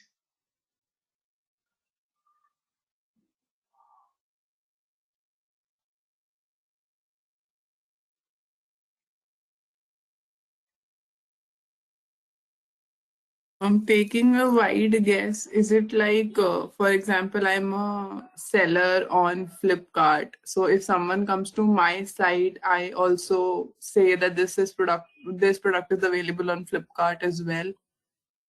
yeah, correct. So basically, it's resellers. Are you a reseller? Okay, paid partnerships, correct? All these will come under affiliates. All right, sounds good. Email marketing, you will buy databases. Okay, you will have existing customers that you will capture in your database, and you will start retargeting them. Okay, reaching out to them again. Okay, that's email marketing. Okay, are there any other source of traffic for an e-commerce venture? Think about it. Right? Is there any? Digital marketing would be paid search only, right? That's paid search. So social media. AdWords is digital marketing, right? Yeah. Social media is digital marketing, correct? Mm-hmm. LinkedIn, all of it. Okay, sounds good. So we understand where do we get traffic from. Okay, and now we come to the right side, the numbers. Remember, does anyone recall what are the blue and the black? What are the conventions? Blue Blue are cells. the hard coded cells, I guess. Okay, what does that mean, Purushottam? Can you explain? That we have manually inputted it. Yeah, you manually fed those numbers, hard coded by, because you can change the numbers and change the inputs and test for the output. Correct? Exactly. Yeah. And what are the black cells? Like through formula and linking cells and all. Yeah. Those are the black ones. So blue are input cells. Okay. Black are output cells, which is formula driven cells. Okay, sounds good. Now here you see this is blue, which means you will manually feed the data. Okay, my question to you is, I want you guys to think. Okay, where will you get this data from? This 10,000, 30,000, 20,000, 10,000, 100,000. Where will you get this data from? Through management. Okay, one is the management. Okay. Financial statement. Financial statement, Kaushik. Okay. Where else? Who is the financial statement? Huh? I don't think it will be a public information. Exactly. That was my next question. Why will the financial information disclose the raw inputs? So that's my question. Where will you get the data from?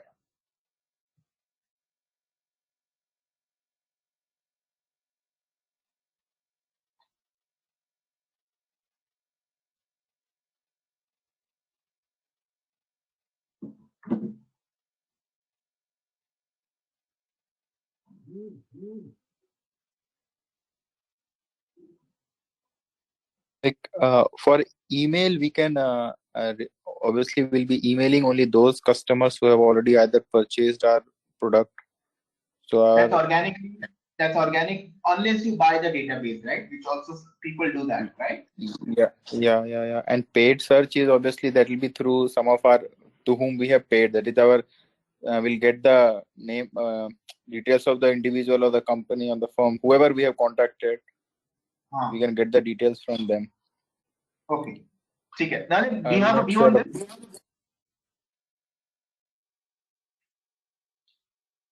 Malin, do you have a view on this? No, sir.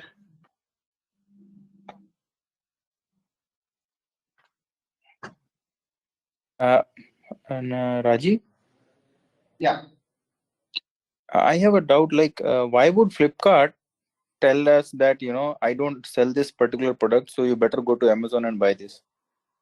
Like, affiliates wale mein, I didn't understand. No. Flipkart wouldn't do that. I'll give you an example of an affiliate. Very simple. Okay. Let me take it from. Say. Let's take the example of. Like what I thought is, suppose we visit a store, let's say it's XYZ, and we say that okay, this looks nice to me, any random product, and we say that okay, nice. Then that seller tells us that we don't sell it directly to you. You better go and buy it through Amazon, and then he'll redirect us to the website of Amazon. Is it that? No. Let me give you an example. Okay, Xiaomi. Let's take the example of Xiaomi. When Xiaomi launched its phone, Xiaomi said exclusive offers on Flipkart.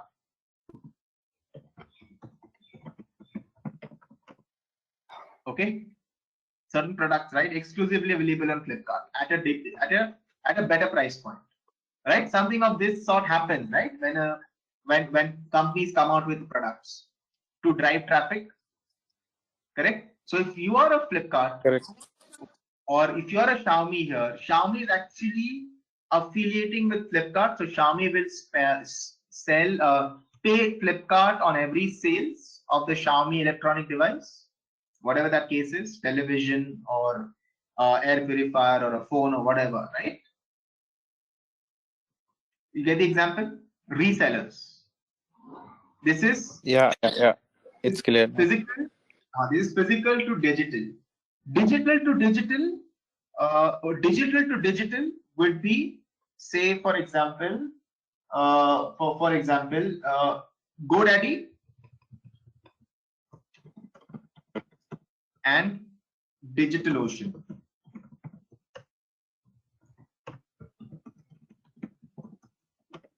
DigitalOcean is a cloud computing platform. It's a cloud computing server. It's a warehouse, data warehouse. You can store all your data there. When you buy a domain or hosting rights in GoDaddy, okay, it redirects. We want to buy additional storage space. It could be DigitalOcean or GoDaddy. That's also an affiliate, correct? Again, e-commerce platform. Yeah. Rajiv, I'm sorry for taking so much of the time, and I just wanted to ask. There is a website called Cash Karo. Their legal name is Pouring Pound India Private Limited. Cash Karo. Cash Karo, yeah. So while I worked there as an auditor there. So while they were discussing the revenue model, they said कि हमारी website से अगर order करते हो, तो we give you extra cash back than what is already been given by Amazon. That's affiliate marketing. That will come at that extra cash discount is the cost now to the company on the P&L. Yeah, correct. And drive traffic. Yes. Traffic आएगा सबसे सस्ता deal का cash करो में कम, सबसे सस्ता data warehousing deal का है GoDaddy. Buy hosting rights and data warehousing both. Same thing, right? सबसे सस्ता Xiaomi phone का मिलता है, Flipkart में मिल रहा है. That's good. Now who's bearing that cost? The e-commerce company, and that's why you need to look out what is the affiliate cost as well. Right? Okay. Now do we understand how e-commerce companies work at the back of the scenes? This is the back of the scene working of an e-commerce company. Okay? Yeah. Sounds good? Okay. Okay, so ये data, basically this data will come from a few sources. Namely, it will come from the digital marketing team. Okay, or it could come from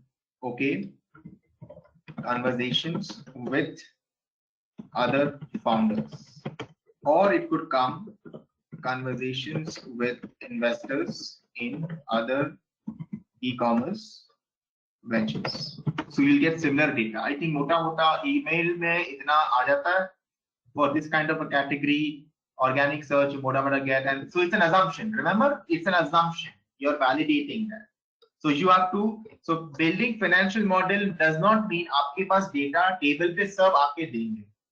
You will have to go out in the market and look and search for data as well. Once you identify drivers, you will have to then research kahan se data milega mujhe and which is the most reliable source of data. You will not be fed with all the data. So I'm sorry if you have if you visualize financial modeling sitting on a desk, cool, air-conditioned office, having your favorite cappuccino, whatever coffee, and you know all data is fed and you're done. It's not that. That is called monkey work. It's called Excel monkeys. You don't want to be an Excel monkey. You have to be analytical.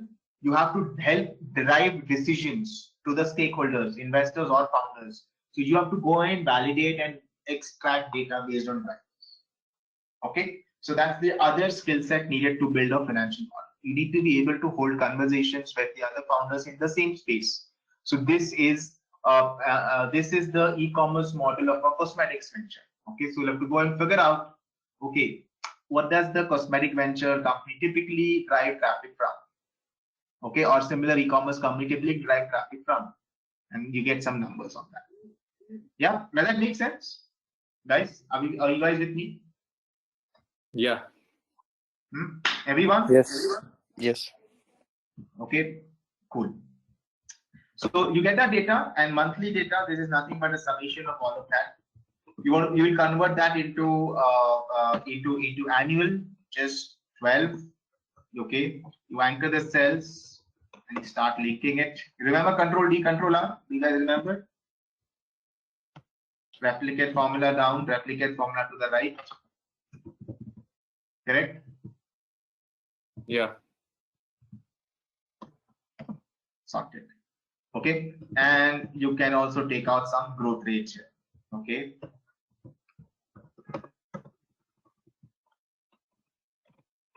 So your basically total monthly visits are growing, slowly reducing. Okay, we'll look at that, but the absolute numbers are increasing. Okay, growth rate reduces, but absolute number starts to increase. Okay, so on a given point in time, this e-commerce portal has 7,20,000 visits in year 1, 2018, 10,20,000 visits in year 2, 2019, and so on and so forth. Number of visitors keep increasing. First driver sorted. What is the next driver you need? You need to find conversions.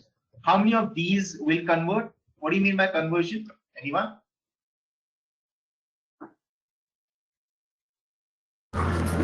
Potential sales. The potential from potential to the one who will be actually buying it.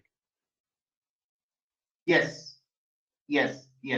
So potential sales to ye hai na. This is your potential sales. These are visitors. Yeah. Sales, sorry. correct. These are your actual sales, right? Out of the visitors, how many actually bought? Remember active customers? These are active customers, right? This is an engine for active, by computing active customers. So from all 4 sources again, you want to measure actual sales, your conversion rates for each of the sources. Why? Because you want to understand, okay, which acquisition channel, which acquisition channel is the most effective for you to acquire customers, and where is the conversion rate the highest. Okay, this is again in blue. Similar, you will talk to other founders in the industry. You will take a cue from the best digital marketing team, figure out what are the conversion rates typically for such a product. Okay, for each of these sources, you'll figure out with other investors what is it, and they're more likely to give you data. It's how you build the conversation, right? That's why I told you. Remember, first day. Okay, soft skills, being able to hold a conversation is so very important because that helps you build intelligence. Okay, it's like a KGB agent. You should extract data without knowing that you actually extracted data. Okay, so that becomes your monthly visits for each of these. Okay, sounds good. Rajiv. Sorry, yeah. Let's take. आपने बोला कि Xiaomi का phone is the cheapest on Flipkart. तो वहाँ पे the conversion rate would be different for that product. But अगर हम अच्छा तो product wise conversion rate vary नहीं करेगा? You will look at मैं it. कह रहा हूँ You कि will look at join it. No, conversion rate is as per channel. No, because you are spending per channel. You will spend per channel, right? Email पे कुछ खर्च करोगे, organic पे website एकदम solid बना दिया, उस पे कुछ खर्च करोगे. SEO is done well. Paid search, you will probably spend more in the earlier days on Facebook ads, Google AdWords, okay, LinkedIn ads, as applicable. Okay, so and affiliates, right? Over time, this spend will keep going down as and organic search will keep increasing. Correct? Okay, yeah. Okay, so far so good. All right. So that's your conversion rate, and now we come to orders placed. Okay, orders placed means customer count. Okay, what is my customer count from each source? Correct. So how do we do this? You have all the data with you. You know the conversion rate, you know the site traffic. Can someone tell me how will we arrive at the orders placed? We can multiply, say like E16 to 19 with E23 to 26. अच्छा, तो यहाँ पे क्या E16 into E23. E23, okay. That's it. Okay, I think so. It should come. We'll anchor it. And you can. No, you cannot anchor it because the rate. Okay, first for emails, but I don't think so. It can anchor. You can't. You don't have to anchor anything out here. You cannot, because the rates are changing on rows as well as column. Yeah, we can't anchor it because we don't have any particular value that is common for all the So you site can't traffic. anchor. It has to Yeah. be. It has to be preset, right? No anchoring. Correct. Okay. So this is your number of customers from organic search. 2% conversion rate. Base is 1,20,000 who visited. Correct. So far so good. And total new customers is about 19,920. Okay. We'll take the same and replicate this right here. So you get the first year right, and the rest is very quick. That's the beauty of financial modeling. Okay, here's the thing. So let me tell you. First, get the business logic. Okay, you have to first crack the business logic. You have to then crack the data logic. All right, that's it. And then, which means you have to figure out what data do I need to substantiate my business logic. Once you crack the data logic, you have to crack the flow logic. Okay, how should the data flow in the model? It's flowing see the business logic, customers chahiye, fair enough. Customers ke liye mujhe visitors chahiye. Okay, business logic aa gaya. Now what data do I need from different sources? Mera traffic from different sources aayega. Fair enough. I went out and I built this engine. Now customers conversion, fine, conversion ho gaya and orders placed. Then I start figuring out the data flow logic. Flow logic is what cells to link and how. That's the flow logic. So these three logic pillars form the crux of a lean and simple and easy to use effective financial model. That's it. Okay, sounds good. All right. Yes. Order details. Okay, now we will take some time to get this and churn and all of it. Where are we? We are almost at 3:55. Okay, do you want to continue to the next part or do you want to stop here for the day? Let's stop here. If it's not going to take long. It will take a while longer. It'll take at least, I need at least say about 20 to 30 minutes to wrap this section because there are quite a few drivers I have to discuss. I think we should continue in the next class. Yes. Next class. Okay. Take Yes, it. sir. Any questions for today's class? Helpful? This modeling as well? The approach? All okay? Everyone's comfortable? Yes. Yes. Yeah? Sir, I have a query. हाँ, Purushottam. You said that all the hard-coded cells we have to go and collect it from ourselves. So, जो जिस company का हम build कर रहे हैं उनका एक खुद का एक डिजिटल मार्केटिंग टीम होगा ना, तो उनसे ही लेंगे ना, Exactly. Right? You have to go from there. You have to also validate from other digital marketing teams. Let me figure out, are these guys overestimating, underestimating? What is it? So I'm going to do that, data check from outside as well. Oh, okay. Otherwise it's donkey's work, right? पूछ लिया, दे दिया, कर दिया. You're not applying your brain. You're not validating it. You're not questioning it. Yeah, makes sense. Okay. Raju, I just have one question about this conversion rate. I think, can you just tell me how we got this 6 to 2.2 and 4? So this is again hard-coded data, and this data is related to the traffic that we are expecting. This traffic that we're expecting, we got it from the digital marketing team or other founders or other investors we spoke to, right? And that's how actually data is collected. Okay. And to add on to Purushottam's question, you check with your internal digital team and also validate that from some other, this is called due diligence as well, right? So you start due diligence right away. You don't wait until the deal terms are agreed. Okay. Did I answer your question? Kaushik, helps? Yes. It is like simple, na, Kaushik. Take another example. If you are building it for the auto finance your engine, okay, and instead of conversion rates, these are interest rates on commercial vehicles.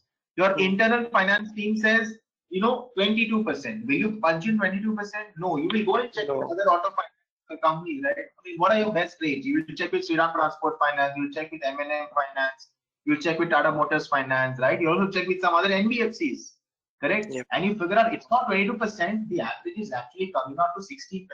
So you will plug in 16 and 22 both and then look out for best case and worst case, right? Okay.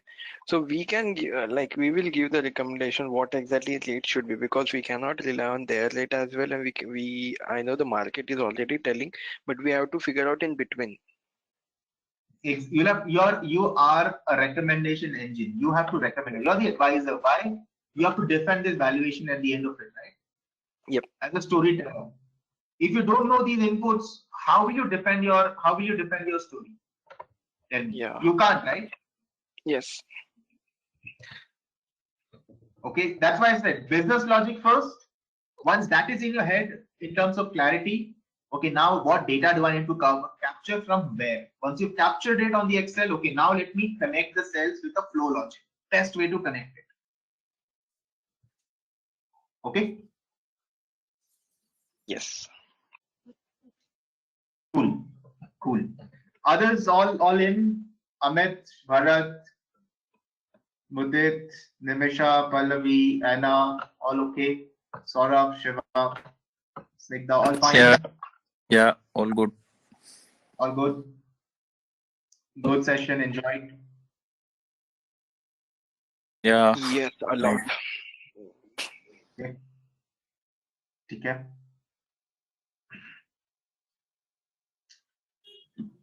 Awesome. Okay. So if there are no more questions, we can. I'm going to stop sharing. We can close the call. If there are any closing questions, closing remarks, feel free. Whatever. Yeah.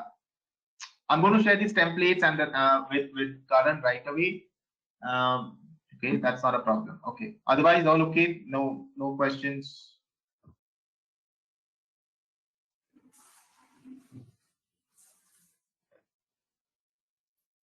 All good. All right. Super. All right. So guys, tomorrow will be difficult.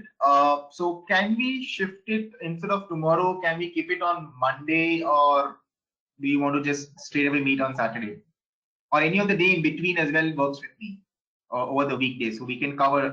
We can catch up.